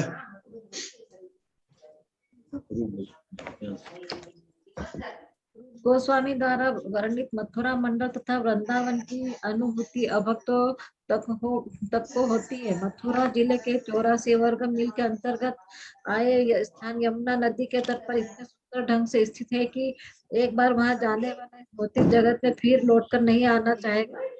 श्री रूप गोस्वामी के ये कथन मथुरा तथा वृंदावन के अनुभूत वर्णन है। ये सारे गुण सिद्ध करते हैं कि मथुरा तथा वृंदावन की स्थिति दिव्य है, अन्यथा इन स्थानों में हमारे दिव्य भावों के उद्रेक की संभावना न होती। जब कोई मथुरा या वृंदावन पहुंचता है तो ऐसी दिव्य अनुभूतियां तुरंत ही उद्दीप्त हो उठती है। भक्ति विषयक इन कथनों में कभी कभी ऐसा लगा, कभी कभी ऐसा लगता है कि बहुत बड़ा चढ़ा के बोल दिया। हाँ, मथुरा की भूमि को स्पर्श करेंगे और सारे तीर्थों को फल मिल जाएगा। तो यहाँ पे समझा रहे हैं कि ये ज्यादा बढ़ा के नहीं बोला, ऐसा होता है। पढ़िए। किंतु विषय इन कथनों में कभी कभी ऐसा लग सकता है कि ये निष्कर्ष अतिशयोक्तिपूर्ण है, किंतु वास्तव में अतिशयोक्ति होती नहीं है। जैसा कि शास्त्रों में प्रमाण मिलते हैं, सब कुछ भक्तों को ऐसी संगति से अविलंब फल प्राप्त हुए। यद्यपि सबों के लिए ऐसा संभव नहीं है। उदाहरणार्थ चारों कुमार मंदिर में अगुरु को गंध सुनते ही भक्त बन गए थे। बिल्व मंगल ठाकुर ने कृष्ण के विषय में सुनते ही अपने सुंदर प्रेमिका को त्याग दिया और मथुरा वृंदावन के लिए रवाना हो गए, जहाँ से वे पूर्ण वैष्णव बन गए। अतएव ऐसे कथन न तो अतिरंजित है, न ही कहानियां हैं। ये वास्तविक तथ्य है, किंतु कुछ एक भक्तों के लिए ही सही है और सबों पर अनिवार्यतः लागू नहीं होते। यदि ये कथन अतिरंजित लगे तो भी हमें अपना ध्यान नश्वर भौतिक सौंदर्य से कृष्ण भावनामृत के नित्य सौंदर्य की ओर मोड़ने के लिए उन्हें यथारूप मान लेना चाहिए। जो व्यक्ति पहले से कृष्ण भावनामृत के संपर्क में है, उसके लिए वर्णित फल असामान्य नहीं है। Thank you. हरि बोल।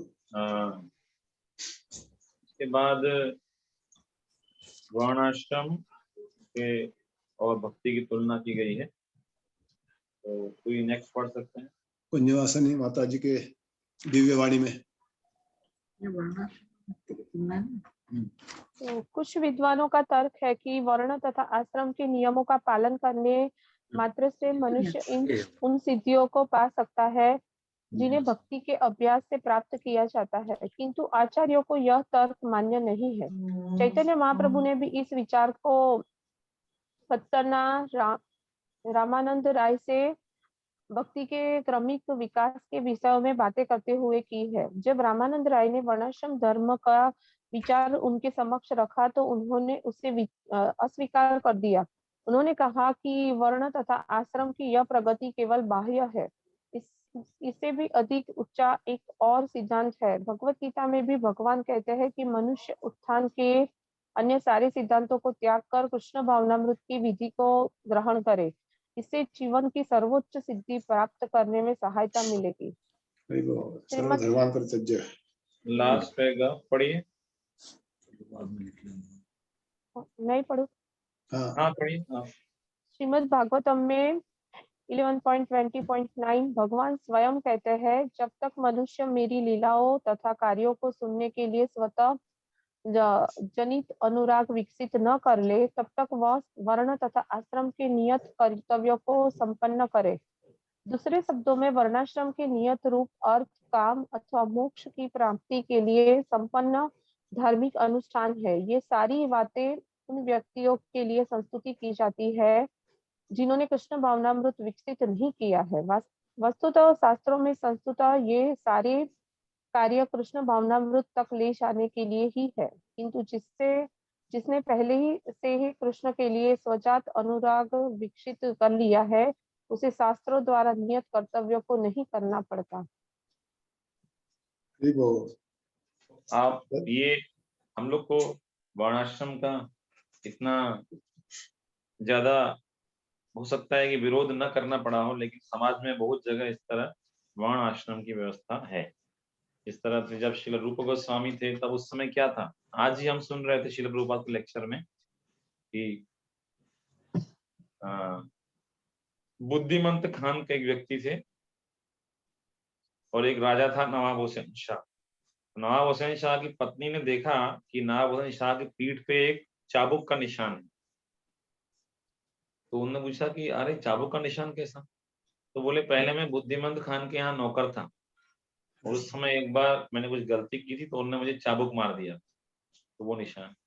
तो पत्नी ने बोला अरे आप नवाब हुसैन शाह हो, ये किसी को पता चलेगा, बुद्धिमंत खान ने किसी को बता दिया कि ये पहले मेरे यहाँ नौकर था, तो आपकी क्या इज्जत रहेगी? तो आप एक काम करो, आप बुद्धिमंत खान को मार दो। तो नवाब हुसैन शाह तो अच्छा बोले, वो इस तरह बुरा नहीं था, बोले क्यों मार दूं, वो तो मेरे पिता की तरह देखभाल करते थे, थोड़ी बहुत गलती हो गई तो कभी मुझे कुछ बता दिया, ऐसे तो नहीं करना चाहिए। तो बोले ठीक है नहीं मार सकते हो तो उसको मुसलमान बना दो ताकि हिंदू समाज से उसको निकाल दें। तो राजा इसके लिए फिर राजी हो गया नवाब हुसैन शाह। तो उन दिनों मुसलमान बनना बहुत आसान था। मुसलमानों के पास एक बर्तन रहता था, उसका कुछ नाम था, तो उसमें थोड़ा पानी निकाला और हिंदू के ऊपर छिड़क दिया, तो पानी छिड़क, जैसे हम सुबह छिड़कते ना पानी, तो जिसके ऊपर पानी गया वो मुसलमान हो गया। हिंदू समाज उसको निकाल देता था। मुसलमान हो गया मतलब हिंदू समाज बोलेगा आप तो मुसलमान हो गए हो। इसलिए हम देखते हैं आजकल इतने सारे मुसलमान भारत में, उनमें तो बहुत सारे लोग ऐसा नहीं है कि विदेशों तुर्की या देश से आए हैं, वो हिंदू मुस्लिम वो हैं जो हिंदुस्तानी लोग ही कन्वर्ट हो गए हिंदू समाज की इतनी कट्टरता को देखते हुए। जैसे तो ये एक बहुत ही व्हाट शुड आई से दयनीय स्थिति है कि या शोचनीय स्थिति है कि उस समय समाज इतना कट्टर था। तो इसी कारण से जो है ये बताया गया है कि वर्ण और आश्रम, ब्राह्मण क्षत्रिय वैश्य शूद्र ब्रह्मचारी गृहस्थ वानप्रस्थ सन्यास, भक्ति इन सबके ऊपर है। क्योंकि चैतन्य महाप्रभु से जब रामानंद राय से महाप्रभु ने पूछा कि जीवन का चरम लक्ष्य क्या है, तो रामानंद राय ने कहा कि वर्ण आश्रम व्यवस्था के अनुसार अपना अपना कार्य करना, ब्राह्मण ब्राह्मण, क्षत्रिय क्षत्रिय करे, वैश्य वैश्य का व्यापार करे, शूद्र बाकी वर्णों की सेवा करे। महाप्रभु ने कहा इहो बाह्य, यहाँ बताया ना ये बाहर है, ये बाह्य है, आगे कहो आर, आगे कहो आर मतलब और आगे बताओ। तब फिर वो बोलते हैं कि भगवान के चरण कमलों की शरण ले लो, सर्वधर्मान परित्यज्य। फिर बोलते हैं ये तो अच्छा है, इसके आगे और बताओ। फिर दास्य भक्ति, फिर सख्य भक्ति, फिर बोलते हैं और बताओ, फिर भाव भक्ति, फिर और बताओ, फिर प्रेम भक्ति, फिर और बताओ, फिर राधा रानी तक पहुंचते हैं, बोलते और बताओ। तो रामानंद बोलते हैं कि इससे आगे और कोई पूछ ले, आज तक मुझे सोचा नहीं और आगे क्या हो सकता है। तो ये एक बहुत अच्छा वर्णन है, इसे बोलते हैं रामानंद राय संवाद राय, है ना। तो वो एक चेतन चरितमृत में ही है, कभी आप लोग पढ़ने का अवसर मिलेगा। गुरु महाराज के मुखारबिंद से बहुत सुंदर इसका वर्णन हुआ था, एक के बाद एक क्या था, एक स्टेज बताते गए थे और अपन सब आश्चर्यचकित, अद्भुत लग रहा था वो सुनना। कहाँ पे? जो गुरु महाराज ने एक बार बताया था, हाँ, तो इसमें एक स्टेज बता देंगे, अभी तो ये बताया, बोले और बताओ इसके आगे का, उसने और आगे का बताया, फिर और अगली स्टेज बताई, ऐसा करते करते करते इतना ऐसा लग रहा था कि वाह। हाँ, गुरु महाराज के मुखारबिंद से सुन के तो और चैतन्य चरितमृत तो पीएचडी लेवल के ग्रंथ है, बहुत ही सुंदर। तो भगवान स्वयं कहते हैं चैतन्य चरितमृत श्रीमद् भागवत में कि जब तक मेरे प्रति प्रेम नहीं आ गया तब तक वर्ण आश्रम के कर्तव्यों का पालन करते रहे। ब्राह्मण पठन पाठन यजन, क्षत्रिय जो है राज्य संभालता, लेकिन जब मेरे प्रति प्रेम आ गया तो फिर वो इनके ऊपर है। इस तरह भरत महाराज राज्य छोड़ के चले गए, ऐसा नहीं कि उनको जो है राज्य छोड़ने का अपराध लगेगा। तो वर्णाश्रम का उद्देश्य क्या है? भगवान तक पहुंचना। तो भगवान तक पहुंच गए तो वर्णाश्रम को छोड़ सकते हैं। इस तरह से गाड़ी से हम जाते हैं, मंजिल तक पहुंच गए, मंजिल पहुंच गए, गाड़ी को छोड़ दिए। एक साधन एक साध्य, एक साधन एक साधन। हाँ, तो ये सब जो भी हम करते हैं, वेद अध्ययन, वेदेश्च सर्वेर अहमेव वेद्य, वेदों का उद्देश्य है भगवान को समझना। भगवान को समझ गए तो बस भगवान की सेवा करो, जरूर नहीं कि चारों वेद का ज्ञान होना बहुत जरूरी है। तो इस प्रकार से हम देखते हैं कि भक्ति कितनी श्रेष्ठ है। क्या लगता है आप लोगों को? सही बात है, ये सिद्धांत आपको समझना है, मेन भक्ति कितनी श्रेष्ठ है, श्रेष्ठ है, अल्टीमेट। अल्टीमेट। तो हमको भक्ति करते रहना है। यदि कोई व्यक्ति ये सब नहीं पढ़ा लेकिन उसको समझ में आ गया भक्ति श्रेष्ठ है, तो बस इसलिए भक्ति किसी शिक्षा पे निर्भर नहीं है, लेकिन शिक्षा जरूरी है ताकि हम लोग उस सिद्धांत को समझ पाए। कभी मुसीबत आए, सिद्धांत के आधार पे उसको उस डगमगाए नहीं और दूसरों को भी कन्विंस कर पाए कि भक्ति कितनी श्रेष्ठ है। जी। हरे कृष्ण। किसी को कोई हरे प्रश्न कृष्ण। है? लेकिन हरे कृष्ण। नरेश कृष्ण प्रभु, ये आपका आप प्रश्न है, बताइए। हरे कृष्ण प्रभु जी। हाँ, जस्ट मिनट माता जी। नरेश कृष्ण ने हाथ उठाया, उसके बाद आपने हाथ नहीं उठाया, पहले हाथ उठाओ, तब तक उन्होंने उठा दिया हाथ। हरे बोलिए कृष्णा नरेश प्रभु। प्रभु जी, अध्याय 12 में आपने बताया था कि सेवा करो और कीर्तन करो, ये आपने बताया था। इसको आपने एक्सप्लेन कैसे किया? तो उसमें क्या उदाहरण दिया था आपने? बीज, लता बीज कुछ ऐसा दिया था, मैं सुन नहीं पाया था थोड़ा। हाँ, शुद्ध भक्त चरण रेणु भजन अनुकूल भक्त सेवा परम सिद्धि प्रेम लतिकारंबूल। भक्ति की जो है जब बीज बोया जाता है तो श्रवण कीर्तन से हम उसको सींचते हैं। ये बीज कहाँ बोया जाता है?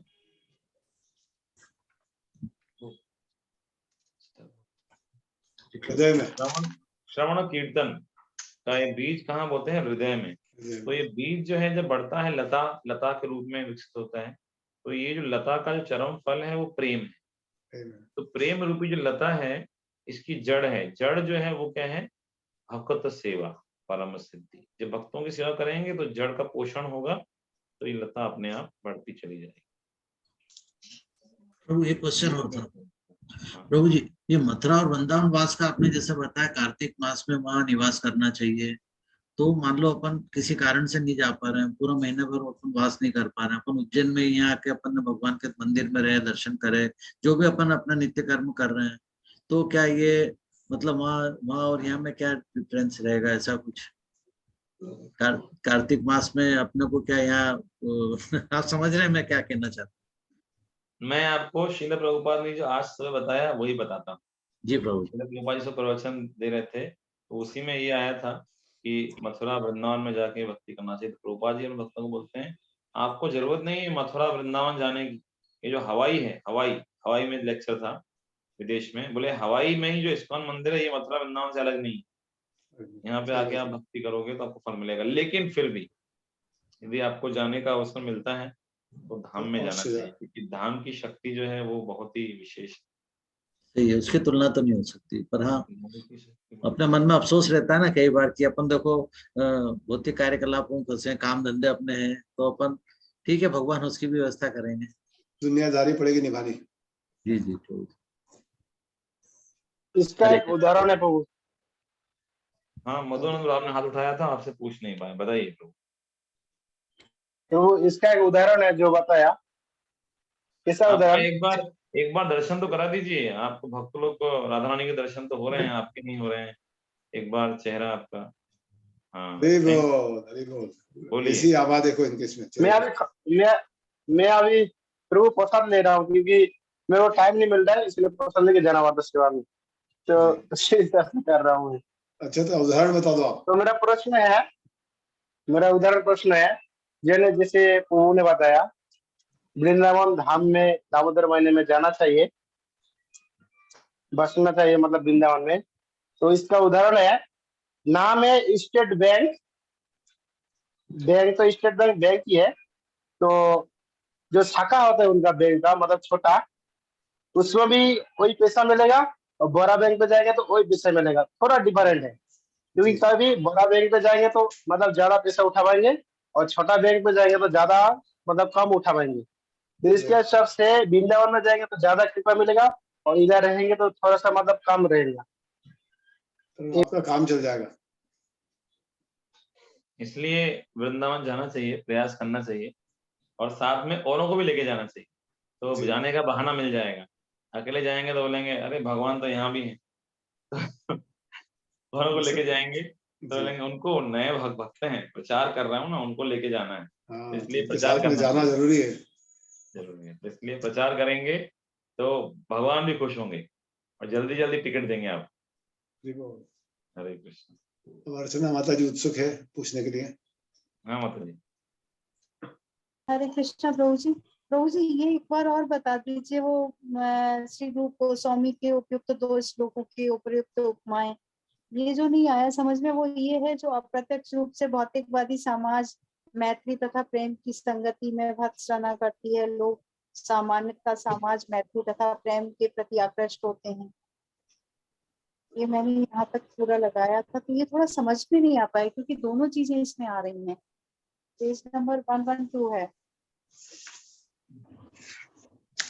जैसे लोग जो हैं सामान्यतया समाज मैत्री प्रेम के प्रति आकृष्ट होते हैं, तो जो लोग इनके प्रति आकृष्ट होते हैं उनको ऐसा कहा गया है, श्री रूप गोस्वामी बोलते हैं, यदि जो इसमें जो पहला तात्पर्य है, पहला जो सेकंड पैराग्राफ है जो इस चैप्टर का, भक्ति के 5 प्रबल रूप में, कि हे मित्र, यदि आपको अब भी इस भौतिक जगत में अपने मित्रों की संगति का आनंद उठाने की इच्छा है तो आप केशी घाट के तट पर खड़े कृष्ण के स्वरूप को मत देखना। इसका मतलब यदि देखोगे तो फिर आपका इस जगत में भौतिक भोगने की इच्छा खत्म हो जाएगी। तो क्या कहना चाह रहे हैं कि भौतिक भोग भोगना चाहिए कि कृष्ण का दर्शन करने जाना चाहिए? क्या कहना चाह रहे हैं? रूपक है। अर्चना माता जी क्या कहना चाह रहे हैं? प्रभु जी वो ये कहना चाह रहे हैं कि भगवान के दर्शन करना है, इंद्रियों को अगर अपनी तुष्ट करना नहीं है भौतिक जीवन से, तो फिर है ना आपको भगवान के दर्शन कर लेना चाहिए। तो इसमें ये है रूपक बोलते हैं इसको। ऊपर से क्या लग रहा है कि अरे वहां नहीं जाना चाहिए, मना कर रहे हैं, वहां नहीं जाना चाहिए, लेकिन वास्तव में जिस चीज की निंदा कर रहे हैं उसकी प्रशंसा कर रहे हैं कि वहां जाना चाहिए।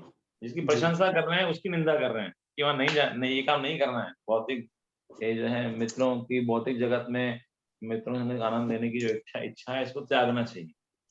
तो ये जो है उनके कहने का तात्पर्य है। और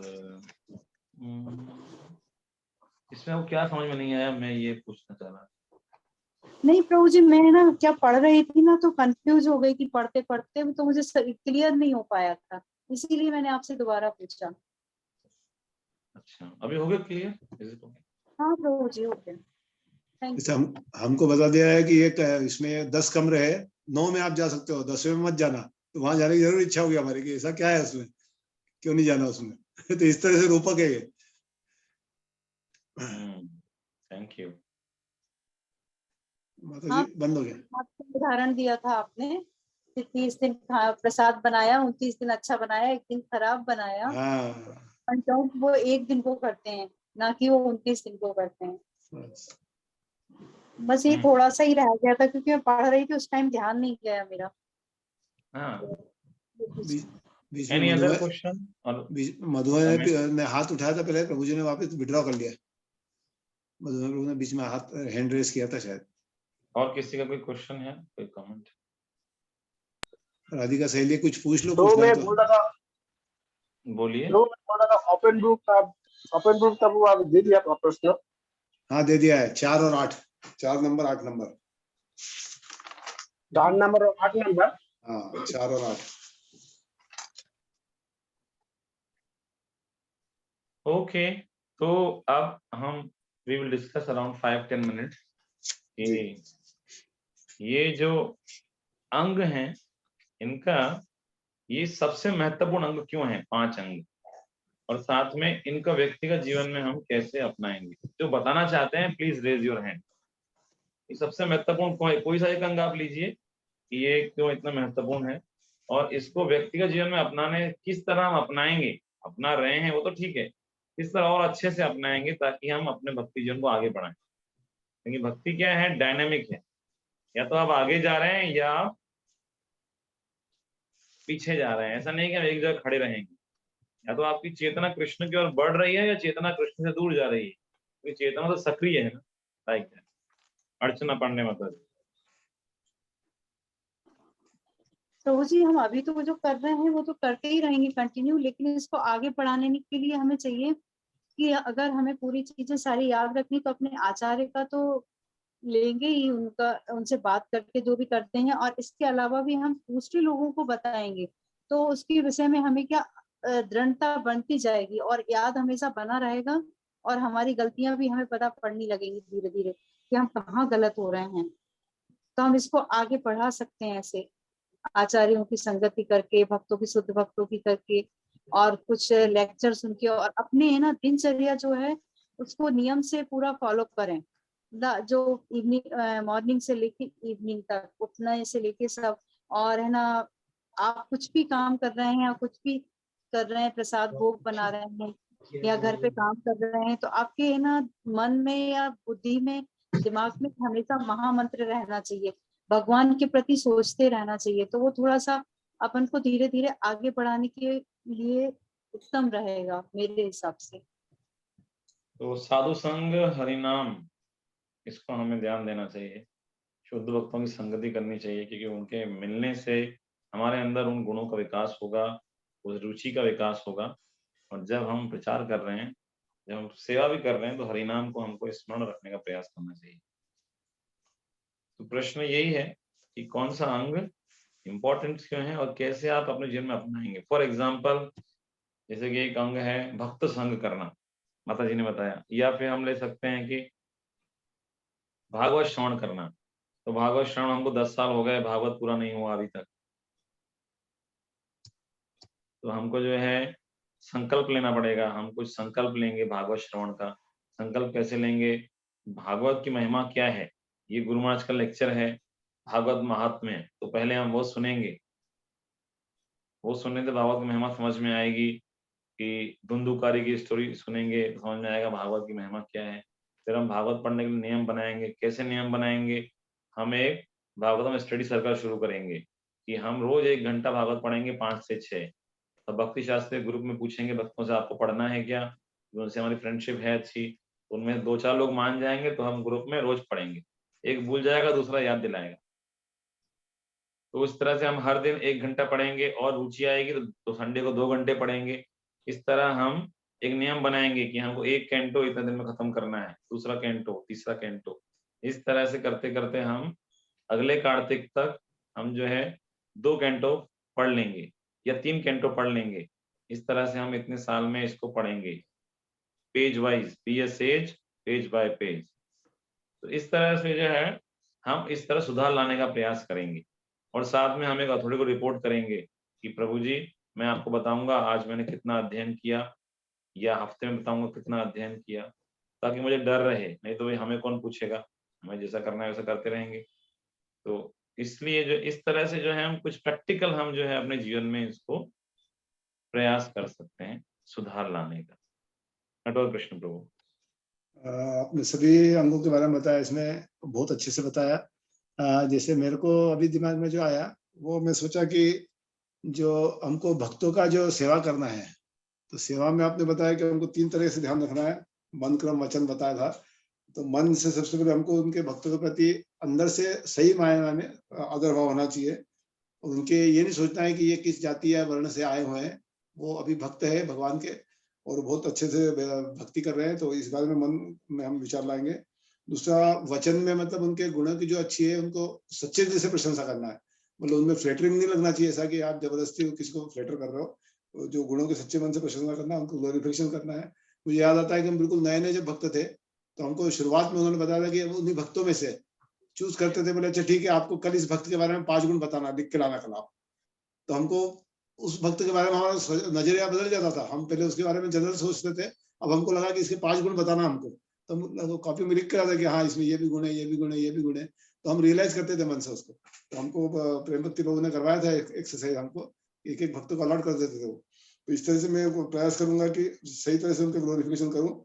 और जो कर्म वाली बात बताई आपने, मतलब जो है कि मैं शारीरिक रूप से उनकी जो भी सेवा कर पाऊंगा वो करना है, या जैसे भगवान के लिए भोग बनाना है, या मंदिर में जो भी मार्जन करना है, जो भी सेवा कर सकता हूँ भक्तों के लिए, किसी भी रूप में। जैसे कोई भक्त बीमार है, कभी मैं उसको कोई दवा के ला के दे सकता हूँ बाजार से कि ये दवा का सेवन करो आप, या किस तरह से कोई ना कोई भाव से अपने को उनकी सेवा करना है शारीरिक रूप से भी।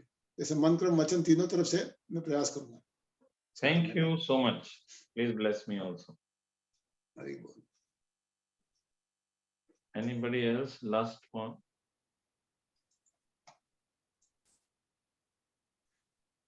बोलिए राधिका शैली माता, ये टॉपर है प्रभु जी अभी तक हमारे इसमें। टॉपर है क्या? हाँ, वन ऑफ द टॉपर्स। वाह, कांग्रेचुलेशंस। प्रभु जी सेकंड नंबर पे हूँ, नटवर कृष्ण प्रभु जी फर्स्ट पे, वो गलत बता रहे हैं आपको इन्फॉर्मेशन। हम तो कहीं दौड़ में नहीं है प्रभु जी, हम तो सब सीनियर लोग हैं, हम तो ये बच्चों के साथ में आ गए हैं, बस इनके साथ में हमको वो मिल गया, प्रेरणा मिल रही है इनके साथ में। जो प्रभु जी ऐसा बोलते हैं ना, वो सबसे आगे होते हैं। तो बोलिए माता जी। नटवर कृष्ण कह रहे हैं कि हम मतलब हम तो मतलब उस गिनती में ही नहीं है, हम तो ऊपर ही हम हैं। तो नरेश कृष्ण बाबू हो गए, हम हो गए, हम लोग तो क्या है इनके साथ में, बच्चों के साथ में हमको उत्साहवर्धन होता है इनके साथ आने में। और इन लोगों ने अलाउ किया है कि ठीक है, हमको झेल रहे हैं लोग भी, ठीक है ये लोग भी साथ में है, ठीक है कोई बात नहीं। हरे कृष्णा प्रभु। हरे प्रभु जी कृष्णा। एक नाम संकीर्तन के बारे में आपने बताया था अभी कि महाप्रभु ने आदेश दिया है कि मतलब 2 इम्पोर्टेंट वर्क हैं जो मतलब हमको करना ही चाहिए हमारे जीवन में। एक तो वैष्णव सेवा और एक नाम संकीर्तन। तो मैं अगर अपने जीवन करूं तो गुरु महाराज का आज्ञा था सभी भक्तों के लिए कि हमें एक दिन हफ्ते में नगर संकीर्तन जरूर जाना चाहिए।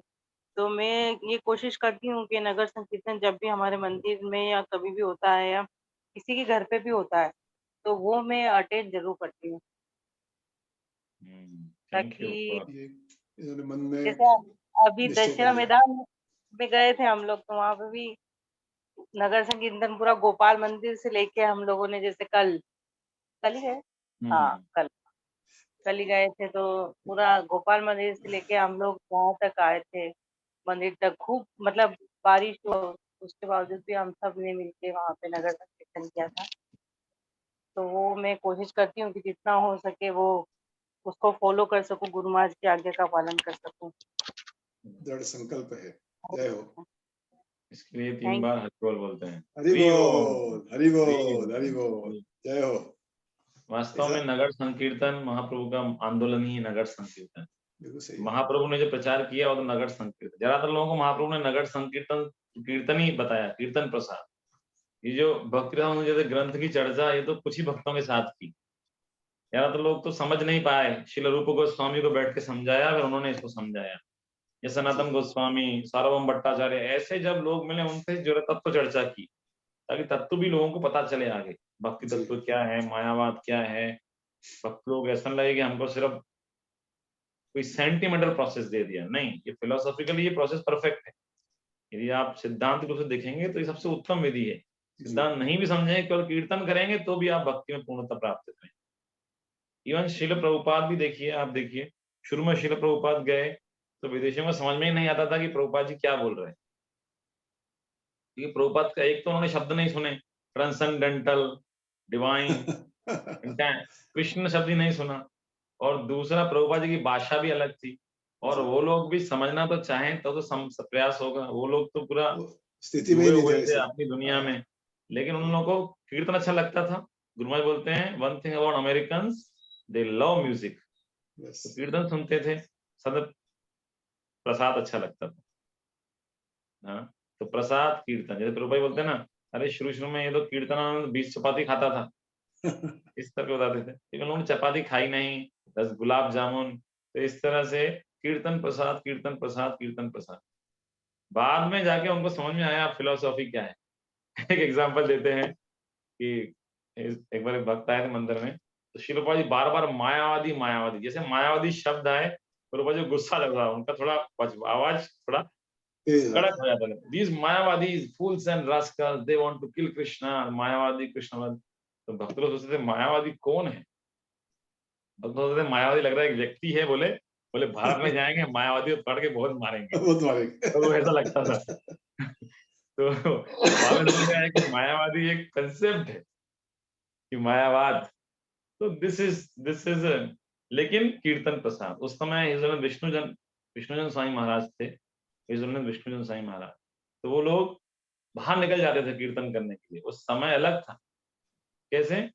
सुबह मोहन गुणा का निकल गए बाहर, रोड पे निकल गए या कहीं कीर्तन कर रहे हैं, 2 घंटा कीर्तन किया, लोग इकट्ठे हो गए आसपास, फिर उनको किताब वितरित किया, फिर थोड़ा भक्त लोग थक गए, थोड़ा जूस, नींबू जूस ब्रेक हो गया, थोड़ा सा एक चैप्टर पढ़ लिया कृष्णा बुक से, फिर कीर्तन, 2 घंटे कीर्तन। इस तरह 8 घंटे कीर्तन ही चल रहा है। तो और जहां जा रहे हैं लोग कीर्तन कीर्तन की आवाज सुन के इकट्ठे हो रहे हैं, फिर किताब बुक डिस्कशन चल रहा है, कृष्ण के बारे में उनको बता रहे हैं। तो भक्त लोग बोल रहे हमको ऐसा लगता था कि हम कुछ ही दिनों में भगवत धाम पहुंच जाएंगे, इस तरह चलता रहा। तो वो चीज आज भी संभव है। उस तरह के उत्साह, उस तरह का समर्पण, उस तरह का चाहिए जिस तरह प्रदर्शन करते हैं भक्त लोग। तो मुख्य रूप से हमारा आंदोलन नगर संकीर्तन ही है, हरिनाम को पहुंचाना, जी। है ना। बाकी सब चीजें ज्ञान जो है वहां तक पहुंचाने के लिए, लेकिन ज्ञान चरम नहीं है, चरम है भक्ति। और भक्ति का सर्वश्रेष्ठ लक्षण है तार मध्य सर्वश्रेष्ठ नाम संकीर्तन। तो जब भी संकीर्तन का मौका मिले तो हमें इसका पूरा लाभ उठाना चाहिए। Thank you. छोड़ना नहीं। हरि बोल, हरि बोल, हरि बोल। हरे कृष्ण। हरे कृष्णा। चित्तहरि प्रभु जी की जय। जगत गुरु श्री प्रभुपाद की जय। भक्ति रसामृत सिंधु ग्रंथ की जय जय। हरि बोल, स्वामी की जय। जय। So we'll meet tomorrow. अनंत कोटि गौर भक्तवृंद की जय। हरि बोल, हरि बोल, हरि हरि बोल।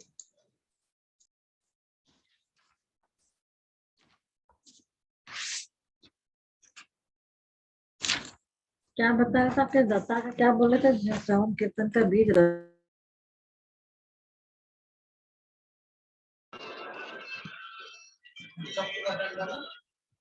Not over Krishna Babu.